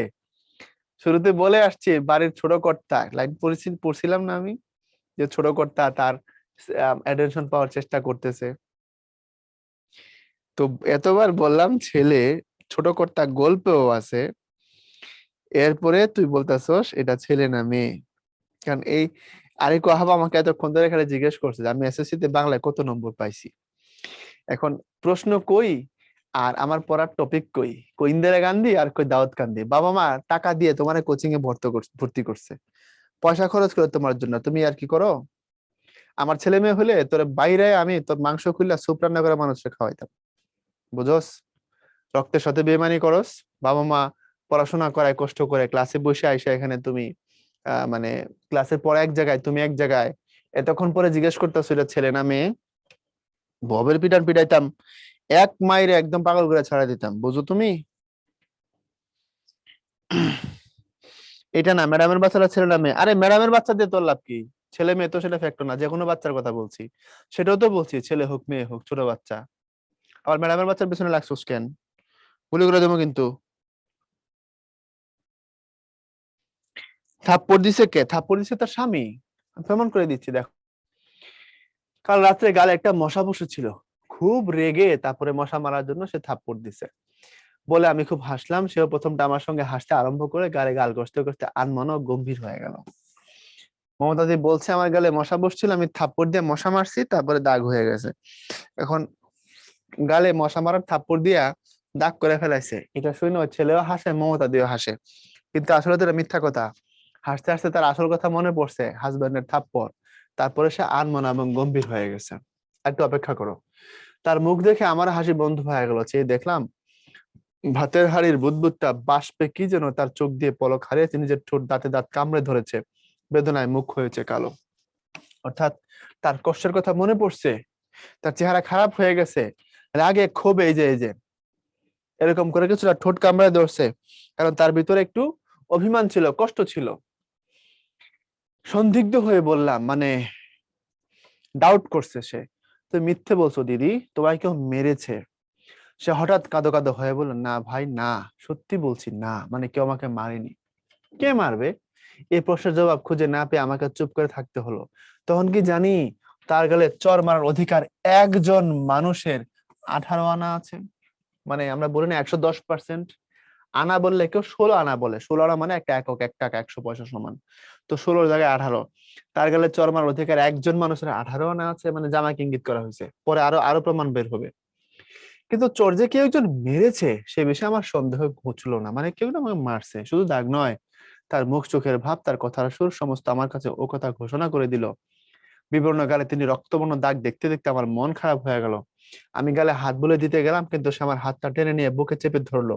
চুপি চুপি বলল, কারো কাছে যা পাই না তুমি তা দেবে কেন? এটাকে ছেলেবেলা সন্দেহ করে যে মমতাদি যেহেতু ওই বাচ্চা ছেলের হাতটা বুকে নিয়ে চেপে ধরে বলছে কারো কাছে যা পাই না তুমি তা দেবে কেন। দেখো, মমতাদির আগের কথাবার্তাগুলো বুঝো না কেন তোমরা? এখানে কি কোনো সেক্সুয়াল কথাবার্তা আছে? এটা কষ্টের বিষয়ে আলোচনা করা হচ্ছে। জামাইয়ের কাছে সে কোনো কারণে থাপ্পড় খাইছে, একটা ভালো মেয়ে সে, তারপর থাপ্পড় খাইছে, কেমন থাপ্পড়? গালে কিন্তু তার থাপ্পড়ের দাগ ভাইসা রয়েছে। এবং সেই কথাটা একটা সময় এসে ওই ছেলের কাছে ধরাও পড়ে গেছে, একটা বাচ্চা ছেলে। তার সাথে এই কষ্টের কথা কথোপকথনের এক পর্যায়ে ওই ছেলে তার গালে আদর করে দিতে গেছে, একটু হাত বুলাই দিতে গেছে, থাপ্পড় খাওয়া গালে কিন্তু। তখন মমতা দিকে আসলে কেউ ওইভাবে ভালোবাসতো না, তাকে মূল্যায়ন করতো না। একটা মানুষ হয় না, কোন কোন মানুষের ভিতরে কিন্তু নিঃসঙ্গতার হাহাকার আছে, একাকিত্বের বেদনা আছে, তার সব আছে, কিন্তু তাকে ভালোবাসার মতো, তাকে সময় দেওয়ার মতো, তার কথা শোনার মতো কেউ থাকে না। মমতা দি ওইরকম কেউ একজন। তো যখন ওই ছেলে গেছে গালে হাত বুলিয়ে দিয়ে, তখন সে হাতটা বুকে টেনে নিছে। বুক মানে তো এটাও তো বুক, এটাও তো বুক, তাই না? এত নেগেটিভ থিঙ্কিং কেন করো তোমরা? তাকে হাতটা টেনে নিয়ে বলছে যে কারো কাছে যা পাই না তুমি তা দেবে কেন, অর্থাৎ কেউ তো আমাকে মূল্যায়ন করে না, আমার কষ্ট বুঝে না, আমার দুঃখ বুঝে না, আমাকে কেউ ভালোবাসে না, তুমি কেন বাসবে? বুঝছো এবার? ডান। হ্যাঁ, ডেফিনেটলি ভালোবাসা বোঝানো হচ্ছে 100%। অবশ্যই ভালোবাসা। তো ভালোবাসার একটা ভালোবাসা হচ্ছে কামনা পূর্ণ, একটা ভালোবাসা হচ্ছে কামনা ছাড়া। ভাই ভাইকে ভালোবাসে, রাইট? ছেলে মাকে ভালোবাসে, মা সন্তানকে ভালোবাসে, বাবা তার সন্তানকে ভালোবাসে, আমি প্রকৃতিকে ভালোবাসি, আমরা দেশকেও ভালোবাসি। এটা এক জিনিস। আর জামাই আর বউর মধ্যে যে ভালোবাসা, এটা আরেক জিনিস। বুঝো নাই কথা? এটা পরে না বুঝলে না, তোমার যা খুশি তুমি বুঝো। আমি অবাক হয়ে বললাম, কি দিলাম আমি? এ প্রশ্নের জবাব পেলাম না। হঠাৎ সে তর্কের নামাতে ভারী ব্যস্ত হয়ে পড়লো। পেড়িতে বসা মাত্র খোপা খুলে পিঠ ভাসিয়ে আকাশে চুল মেঝে পর্যন্ত ছড়িয়ে পড়লো। কি একটা অন্ধকার রহস্যের আড়ালে সে নিজেকে লুকিয়ে ফেললো। রহস্য বই কি, গালে চড়ের দাগ, চিরদিন যে ধৈর্যময় ও শান্ত তার ব্যাকুল কাতরতা, ফিস ফিস করে ছোট ছেলেকে শোনানো, কারো কাছে যা পাই না তা তুমি দেবে কেন, বুদ্ধির পরিমাণের তুলনায় এর চেয়ে বড় রহস্য আমার জীবনে কখনো দেখা দেয়নি। ভেবেচিন্তে আমি তার চুলগুলি নিয়ে বেনি পাকাবার চেষ্টা করতে আরম্ভ করে দিলাম, ইত্যাদি ইত্যাদি। এরপরে সে একটু সহজ হয়ে গেছে, কথাবার্তা হচ্ছে। তো জিজ্ঞাসা করছে, তোমার বড় চাকরি হলে তুমি কি করবে? তখন মমতাজ বল, তুমি কি করতে বলো? হরির লুট দেবো। হরির লুট মানে হচ্ছে ফল ফলাদি মিষ্টি লুটাই দেওয়া, মানুষের মধ্যে বিলিয়ে দেওয়া। না তোমার সন্দেশ খাওয়াবো। ধের, তা বলছি না। তোমার বলে চাকরি নেই বলে তুমি আমাদের বাড়ির কাজ করছো, তা তো চাকরি হয়ে গেলে আর করবে না। সে বলল, করব, এখন করছি যে। এই যে কথায় কথায় সে ধরা পড়ে গেছে। মানে সে বলতে বলতে ভুলে বলে ফেলছে যে তার বরের চাকরি হয়ে গেছে, বাট তারপরও সে কাজ করছে। তোমার বরের চাকরি হয়েছে আহ বলে সে গম্ভীর হয়ে গেল। আহা, স্বামীর চাকরি নেই বলে ভদ্রলোকের মেয়ে কষ্টে পড়েছে। পাড়ার মহিলাদের কাছে মার এই মন্তব্য শুনে মমতাজের বরের চাকরির জন্য আমি দুশ্চিন্তাগ্রস্ত হয়ে উঠেছিলাম। এখন তার ছেলে মা কল্পনা করতে বলতেছিল যে ভদ্রলোকের মেয়ে জামার চাকরি নাই তাই কাজ করতেছে। এটা শুনে ছেলে তার চাকরির জন্য প্রার্থনা করছে মনে মনে। এখন তার চাকরি হয়ে গেছে, এটা মার কাছে গেছে জানাই দিতে। কিন্তু এর মাঝখানে যে ভেজাল বাঁকায় ফেলছে, এটা তো বুঝতে পারে। আর মমতা একবার বলে ফেলছে চাকরি হয়ে গেছে, আঙ্কের কথা উইথড্র করবে সে? সে তো আত্মসম্মান আছে তার, তাই না? মা তাকে ডেকে পাঠালেন, তোমার স্বামী চাকরি হয়েছে? সে স্বীকার করে বলল, হয়েছে, বেশি দিন নয়, ইংরেজি মাসের 1 থেকে। মা বলেন, অন্য লোক ঠিক করে দিতে পারছো না বলে তুমি কাজ ছেড়ে দিতে ইতস্তত করছো। তার কোনো দরকার নেই, আমরা তুমি আটকে রাখবো না। তোমার কষ্ট দূর হয়েছে, তাতে আমরাও খুব খুশি সুখী। তুমি ইচ্ছে করলে এই বেলায় কাজ ছেড়ে দিতে পারো, আমাদের অসুবিধা হবে না। তার চোখে জল এলো, সে শুধু বলল, আমি কাজ করব। মা বললেন, স্বামীর চাকরি হয়েছে তবু? সে বলল, তার সামান্য চাকরি, তাতে কুলাবে না, আমায় ছাড়বেন না? আমার কাজ কি ভালো হচ্ছে না? মা ব্যস্ত হয়ে বলেন, অমন কথা তোমার শত্রু বলতে পারবে না, সেজন্য নয়।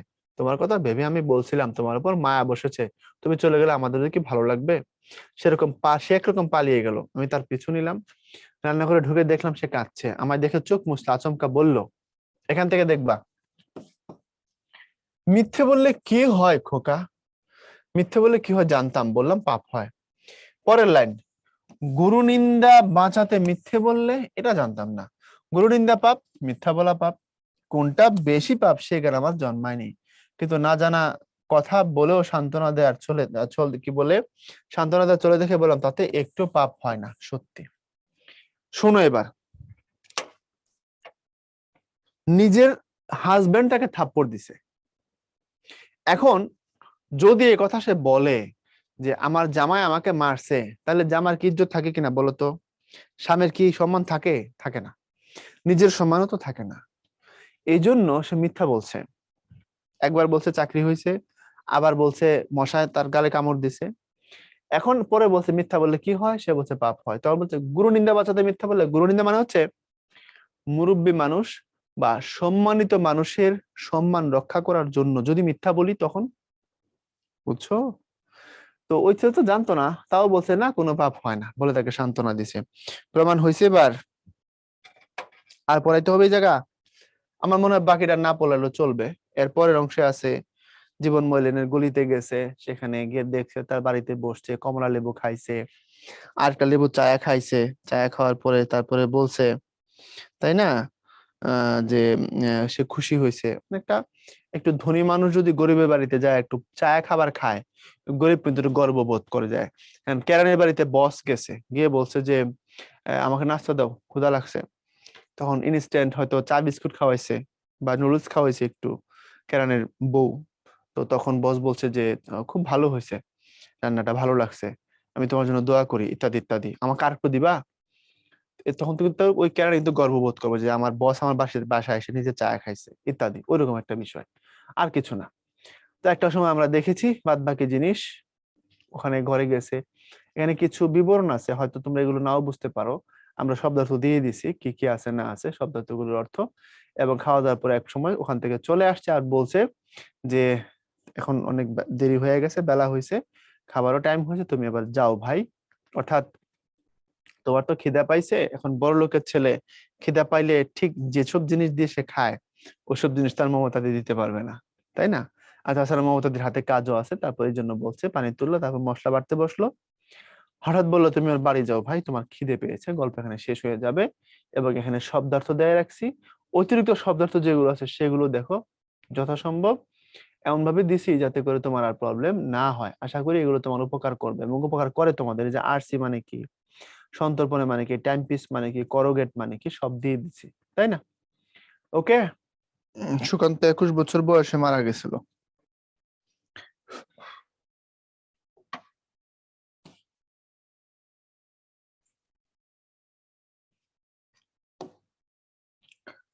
তিরিশে শ্রাবণ 1333 বঙ্গাব্দ। আমি খ্রিস্টাব্দটা লিখে দিই যেহেতু বঙ্গাব্দ এখনো আছে। 1926, 1947। অকাল মৃত্যু, যক্ষা হয়েছিল সুকান্ত ভট্টাচার্য, হ্যাঁ, টিউবারকিউলোসিস, যক্ষা হয়ে সুকান্ত মারা গেছিল।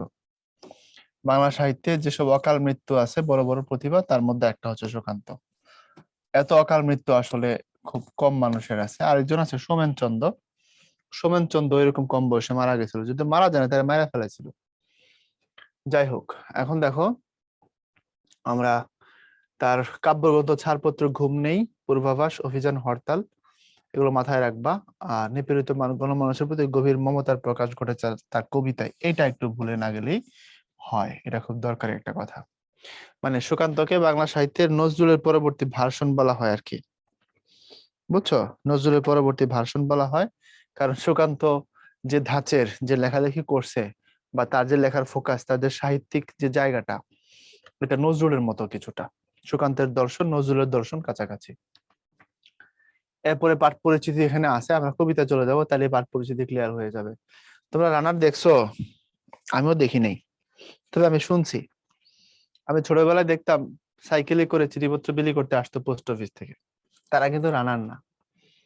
রানার হলো, ধরো একটা উপজেলা থেকে বা গ্রাম থেকে, উপজেলা থেকে চিঠিপত্রটা জেলায় পৌঁছায় দিল। এখন জেলা থেকে ট্রেনে করে এটা আরেকটা জেলায় গেল, সেখান থেকে আবার মনে করো উপজেলায় আসলো। তো এই মাঝখানের কাজটা করে হচ্ছে ধরো রানার, বুঝছো? এই কাজটা রানার করে। এখন ঢাকা থেকে চিঠিপত্র রংপুরে যাবে কিভাবে? রংপুরে যাবে তো ট্রেনে করে, ঠিক না? আবার রংপুর থেকে চিঠিপত্র ঢাকায় আসবে কিভাবে? ট্রেনে করে বা সরকারি কোনো পরিবহন ব্যবস্থায়। তো তখন তো যোগাযোগ এত উন্নত ছিল না গ্রামগঞ্জে। এখন ধরো জেলা শহর থেকে উপজেলায় বা উপজেলা থেকে আরেকটা উপজেলায়, ওই মাঝখানের রাস্তাগুলোতে কিছু মানুষকে চাকরি দেওয়া হয়তো, তারা ছিল রানার। রানার শব্দ শাব্দিক অর্থ যিনি দৌড়ান, রান করেন যিনি, তাকে বলা হয় রানার। আর এখানে বোঝানো হয়েছে কি হিসাবে? রানার মানে কি? রানার মানে হচ্ছে সোজা কথা যিনি এগুলো করতেন, মানে তোমার হচ্ছে চিঠিগুলো পৌঁছায় দিতেন মানুষের, মেইল গুলোকে বা কি বলে চিঠিগুলোকে বা তোমার পার্সেল গুলোকে যারা পৌঁছাইতো। আমার বুকে এটা কি লাগানো? আরে বাবা, এটা কেমন কথা? একটা ডিভাইস, রেকর্ডিং ডিভাইস, এটা দিয়ে আমার কথাটা রেকর্ড হয়, তোমার কাছে পৌঁছায়। এখন টিচার এখানে কি লাগায় রাখছে এটা তোমার হেডেক না, এটা তোমার জন্য আমি ব্যবহার করতেছি। আমি কি পড়াচ্ছি এইদিকে খেয়াল নেই, আমি কি এখানে ব্যবহার করতেছি এটা নিয়ে। বাচ্চা কাচ্চা পোলাপান তোরা আসলে, ঠিক আছে, এদিকে দেখো। তাহলে আমরা রান্নার সম্পর্কে জানলাম, তার কাজ কি? তার কাজ হচ্ছে চিঠি বহন করা, মানুষের আবেগ অনুভূতিগুলোকে বহন করা, এক জায়গা থেকে আরেক জায়গায় পৌঁছায় দেওয়া। তো রানারের কাজ যে কষ্টের তো বুঝতেই পারছো, রাত নাই দিন নাই তাকে দৌড়াইতে হয়, এমন খুব কঠিন কাজ। রানার ছুটেছে তাই ঝুমঝুম ঘন্টা বাজছে রাতে, রানার চলেছে খবরের বোঝা হাতে, রানার চলেছে রানার। রাত্রির পথে পথে চলে কোনোদিন নিষেধ জানে না মানার। মানে সে দৌড়ায় চলে, সে কোনো নিষেধ মানে না। দিগন্ত থেকে দিগন্তে ছুটে রানার, কাজ নিয়েছে সে নতুন খবর আনার। পরীক্ষাটা অনুধাবন হয়, যেটা দিয়ে কি বুঝাইছে, নতুন খবর আনার মানে হচ্ছে এই যে চিঠি সে পৌঁছায় না এক জায়গা থেকে আরেক জায়গায়, সে নতুন খবর পৌঁছায় দেয়। রানার রানার, জানা অজানার বোঝা আজ তার কাঁধে, বোঝাই জাহাজ রানার চলেছে চিঠি আর সংবাদে। জানা অজানার বোঝা, অর্থাৎ কত মানুষ কত কিছু নিয়েই না লিখে। জামাই চিঠি লিখছে বউরে, ওরে আমার জানটু বেবিটা। আবার ভাই চিঠি লিখছে ভাইকে, যে ভাই আমি খুব বিপদে আছি, আমার কিছু টাকা পাঠায়ো। বাবা চিঠি লিখছে সন্তানকে, তোমারে কতদিন দেখি না। তাহলে জানা অজানার বোঝা, তাই না, এই সমস্ত কিছু নিয়ে রানার ছুটে চলে। তারপরে রানার চলেছে বুঝি ভোর হয় হয়, আরো জোরে আরো জোরে এ রানার দুর্বার দুর্জয়। দেখো ভোর হওয়ার আগেই সে পৌঁছাইতে চাচ্ছিল, পরে থাকবে অ্যান্সার গুলো। কারণ কি, কারণ সে হচ্ছে তোমার সূর্যকে খুব ভয় পায়। কারণ সূর্য যখন ওঠে, সূর্য উঠলে পৃথিবী উত্তপ্ত হয়, আর পৃথিবী উত্তপ্ত হয়ে গেলে তখন তার দৌড়াইতে তার পরিশ্রম করতে খুব কষ্ট হয়। এই জন্য রাতের অন্ধকারকে সে সব থেকে আপন বলে মনে করে। তারপরে দেখো তার জীবনের মতো পিছে সরে যায় বন, আর পথ বুঝি হয় লাল অপূর্ব কোণ। আচ্ছা দেখো এই লাইনটা, তার জীবনের স্বপ্নের মতো পিছে সরে যায় বন, এটাও অনুধাবন থেকেই আসছে কথাটা। এটা কিভাবে অনুধাবন থেকে আসছে? তার জীবনের স্বপ্নের মতো পিছে সরে যায় বন। আমরা যখন গাড়িতে চলি, আমরা যা সামনের দিকে, সবকিছু মনে হয় পিছন দিকে দৌড়াচ্ছে, আসলে কেউ দৌড়াচ্ছে না, আমরা সামনের দিকে যাচ্ছি। তো তার জীবনের স্বপ্নগুলো তার থেকে দূরে চলে যায়। সে যখন দৌড়ায় সামনের দিকে, যেমন করে বন তার থেকে পিছন দিকে চলে যায়, দূরে চলে যায়, তার জীবনের স্বপ্নগুলো এরকম তার থেকে দূরে চলে যায়। এর অর্থ কি? এর অর্থ হচ্ছে এটা গরিব মানুষের স্বপ্নগুলো অধরাই থাকে। এটা গরিব, সামর্থ্য না থাকলে সে তার স্বপ্নগুলোকে টাচ করতে পারে না, ছুঁইতে পারে না। মধ্যবিত্ত মানুষ কি জানো, সারা জীবন ভালো হওয়ার স্বপ্ন দেখে, হাতরায় কাতরায়, একসময় স্বপ্ন দেখতে দেখতে ফটাস করে আইসা আজরে আইসা বলে যে ঠিক আছে চলেন, আপনার ভিসার মেয়াদ শেষ। বুঝছো? এটাই হচ্ছে গরিব বা মধ্যবিত্ত জীবনের নির্মম বাস্তবতা। তো তার জীবন থেকে স্বপ্নগুলো যেমন হাতছাড়া হয়ে চলে যায়, জীবন থেকে দূরে চলে যায়, এরকম বন তার থেকে পিছে সরে যায়। আরো পথ বুঝি হয় লাল ওই পূর্ব কোণ। বুঝছো? আরো দৌড়াইতে হবে, আরো আগাইতে হবে, এই বুঝি সূর্য উঠে গেল। অবাক রাতের তারারা আকাশে মিটমিট করে চায়, কেমন করে এ রানার সবেগে হরিণের মতো যায়। মানে আকাশের তারারা মিটিমিটি করে ভাবে, সবেগে মানে গতির সাথে হরিণ যেমন দৌড়ায়, রানার ওরকম দৌড়ায়। কত গ্রাম কত পথ যায় সরে সরে, শহরে রানার যাবেই পৌঁছে ভোরে। ভোরের মধ্যে রানার পৌঁছাবে শহরে। হাতে লণ্ঠন করে ঠন ঠন, জোনাকিরা দেয় আলো, মা ভই রানার এখনো রাতের কালো। তার হাতের যে লণ্ঠনটা, কারণ রানারের হাতে একটা বাতি থাকতো ডেফিনেটলি, এবং হাতে একটা বল্লম থাকতো নিরাপত্তার প্রশ্নে। জোনাকিরা আলো দেয়, মা ভই রানার এখনো রাতের কালো। মা ভই শব্দের অর্থ ভয় পেও না। মা ভয় শব্দের অর্থ কি? মা ভয় শব্দের অর্থ হচ্ছে ভয় পেও না, অর্থাৎ তুমি ভয় পেও না রানার, তুমি দৌড়াও। হাতে লণ্ঠন, জোনাকিরা আলো দিচ্ছে, রাত এখনো অন্ধকার কালো, রানার তুমি ভয় পেও না, তুমি দৌড়াও, তুমি সামনে চলো। ক্লিয়ার? এ পর্যন্ত বুঝছো? রানারকে বার্তাবাহক বলা যাবে কিনা? মোটামুটি বলা যায়, অসুবিধা নেই। তারপরে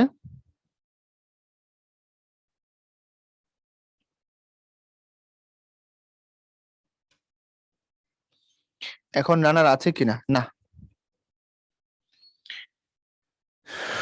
তারপরে এমনি করে জীবনের বহু বছরকে পিছে ফেলে পৃথিবীর বোঝা ক্ষুধিত রানার পৌঁছে দিয়েছে মেলে। জীবনের বহু বছরকে পিছে ফেলে মানে একজন রানার তার জীবনের থেকে অনেক মূল্যবান, অনেক গুরুত্বপূর্ণ সময়গুলোকে এই তার কাজের পেছনে দিয়ে দেয়। আসবে এই জিনিসগুলো। তো বলছে জীবনের বোঝা পৃথিবীর বোঝা ক্ষুধিত রানার পৌঁছে দিয়েছে মেলে। পৃথিবীর বোঝা কেন বোঝো? এগুলো মানুষের আবেগ, মানুষের অনুভূতি গুলো, এগুলো তো পৃথিবীতে সব থেকে দামি জিনিস। কষ্টের অনুভূতির ভার অনেক বেশি, কষ্ট মানুষ বইতে পারে না, ঠিক কিনা? তো কষ্টের অনুভূতির ভার অনেক বেশি, এই জন্য মানুষের কষ্টের অনুভূতি গুলো এখানে বলা হয়েছে পৃথিবীর বোঝা। আমি কি ধরাই দিতে পারছি? ক্লিয়ার? ওকে, তারপর একটু খেয়াল করে দেখো পরের অংশটা। ক্ষুদিত রানার পৌঁছে দিয়েছে মেলে। মেলে মানে হচ্ছে মেল ট্রেন। মেল ট্রেন মানে কি? ট্রেন তো 3 রকমের আছে, জানো নাকি? ট্রেন 4 রকমের হয়। এক ট্রেন হচ্ছে মালগাড়ি, সে মালামাল বহন করে।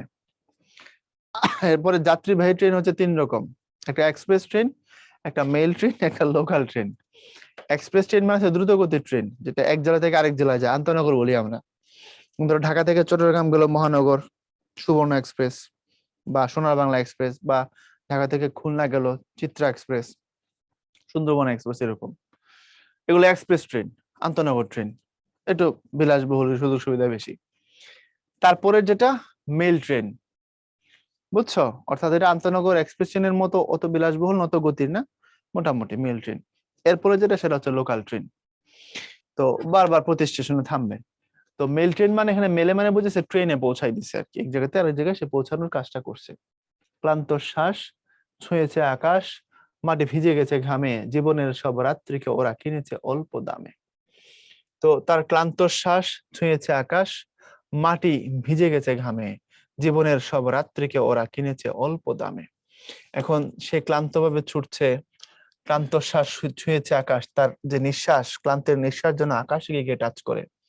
মাটি ভিজে গেছে ঘামে, সে এমন ভাবে দৌড়ায় শরীরের ঘাম পড়তেছে মাটিতে। জীবনের সব রাত্রিকে ওরা কিনেছে অল্প দামে।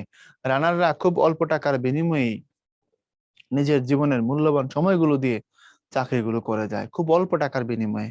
এই জন্য যারা তাদেরকে শ্রমে নিযুক্ত করেছে, যারা তাদের বেতন দেয়, তারা যেন রানারের জীবনের মূল্যবান টাইমগুলোকে, গুরুত্বপূর্ণ সময়গুলোকে খুব কম টাকায় কিনে ফেলেছে, এই কথাটা বলছে এখানে। ওকে, আচ্ছা। তারপরে অনেক দুঃখে, বহু বেদনায়, অভিমানে, অনুরাগে ঘরে তার প্রিয়া একা শয্যায় বিনিদ্র রাত জাগে। এখন জামাই রাতের বেলা হাতে লণ্ঠন নিয়ে, কাঁধে চিঠির ব্যাগ নিয়ে দৌড়াচ্ছে। আর নতুন বিয়ে করছে হয়তোবা, বউ হলো ঘরে। তো বউ ঘরে কষ্টে আছে, অনেক দুঃখে, বহু বেদনায়, অভিমানে, অনুরাগে। অর্থাৎ স্বামীর প্রতি বউয়ের দুঃখ আছে, বেদনাও আছে, অভিমানও আছে, ভালোবাসাও আছে। অনুরাগ মানে ভালোবাসা। ঘরে তার প্রিয়া একা শয্যায় বিনিদ্র রাত জাগে। তার বউ একা একা ঘুমায়, না ঘুমায় না, বিনিদ্র রাত জাগে বিছানা। বিনিদ্র মানে নিদ্রাহীন। স্বাভাবিক, একটা মেয়ে, তার বিয়ে হয়েছে, হাজবেন্ড যদি রাতে কাছে না থাকে, দৌড়ায়, বাইরে কাজ করতেছে, চাকরি করতেছে, তার খারাপ লাগবে, তাই না?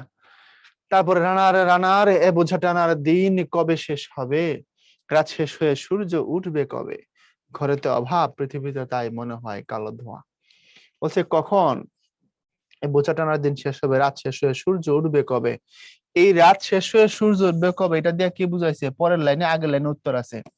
এর অর্থ রাত শেষ হয়ে সকাল হওয়া না, এর অর্থ হচ্ছে জীবনে সুদিন বা সুসময় আসা। বুঝছো কথাটা?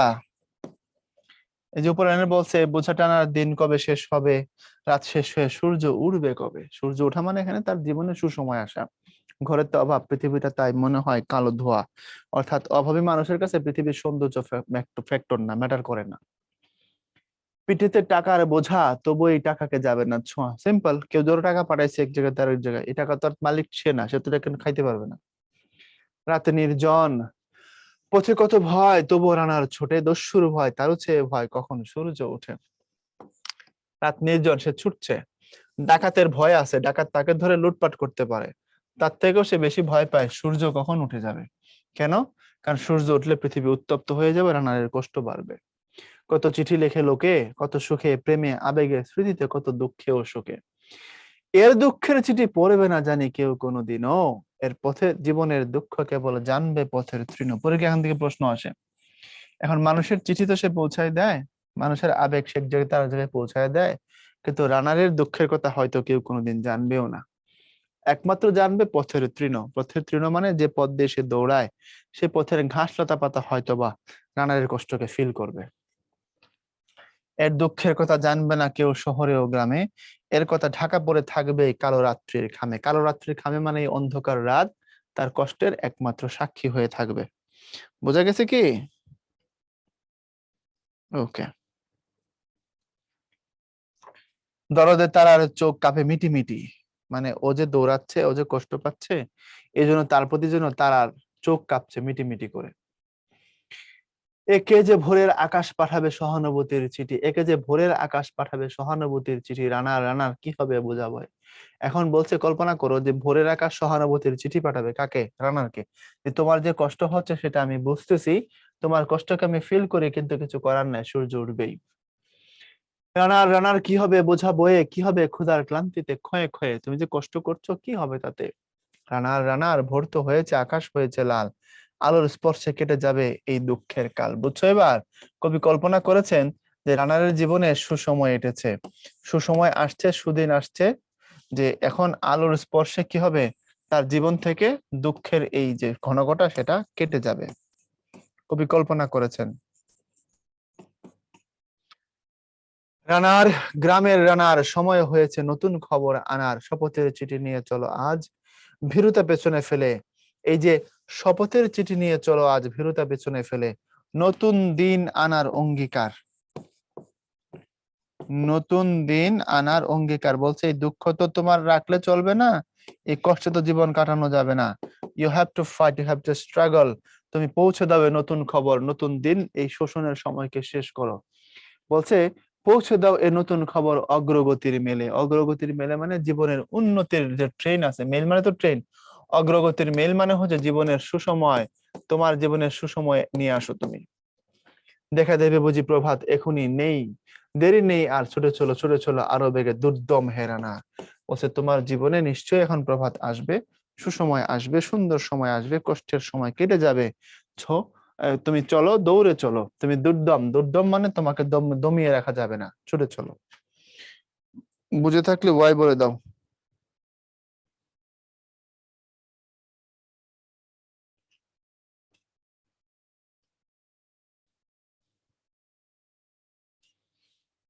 ওকে, এবারে শব্দের তো টিকা আছে, দিয়ে রাখছি নিজের মতো করে, এগুলো দেখে নিবা, এগুলো দেখাইছি অনেক, এখন আর না দেখলেও সমস্যা নাই।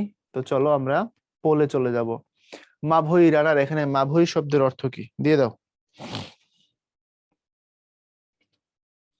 আবার সময় লিখছেন, সময়টা সুসময় বুঝে নে, কারেকশন করে দিবনি।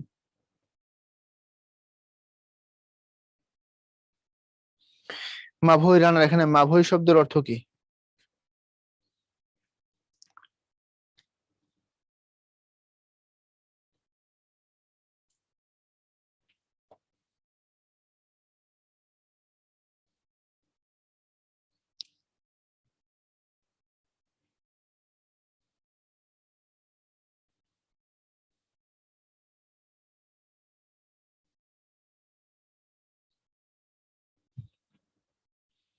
টাইম ওভার,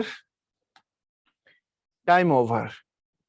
মাভৈ রানার, মাভৈ শব্দের অর্থ ভয় পেও না রানার, ভয় পেও না। ওকে, ও এটা সুসময়, তাই তো।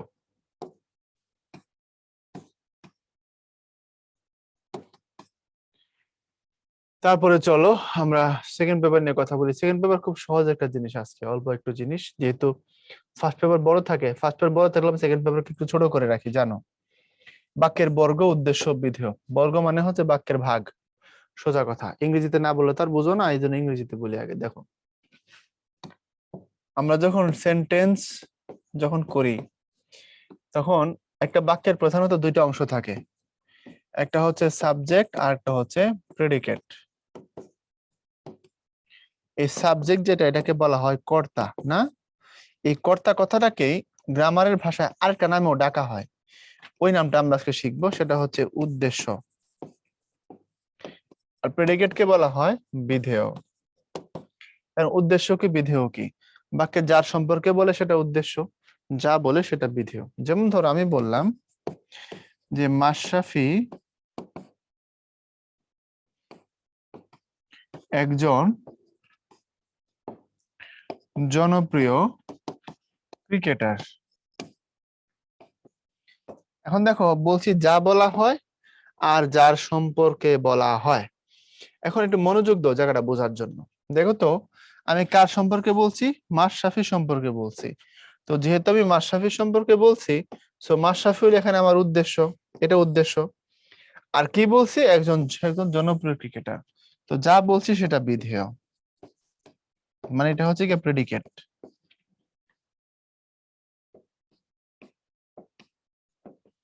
আর এই যে মাশরাফি কথাটা আছে, এটা হচ্ছে গিয়ে সাবজেক্ট বা উদ্দেশ্য। এটুকু বুঝছো কিনা বলো? উদ্দেশ্য মানে হচ্ছে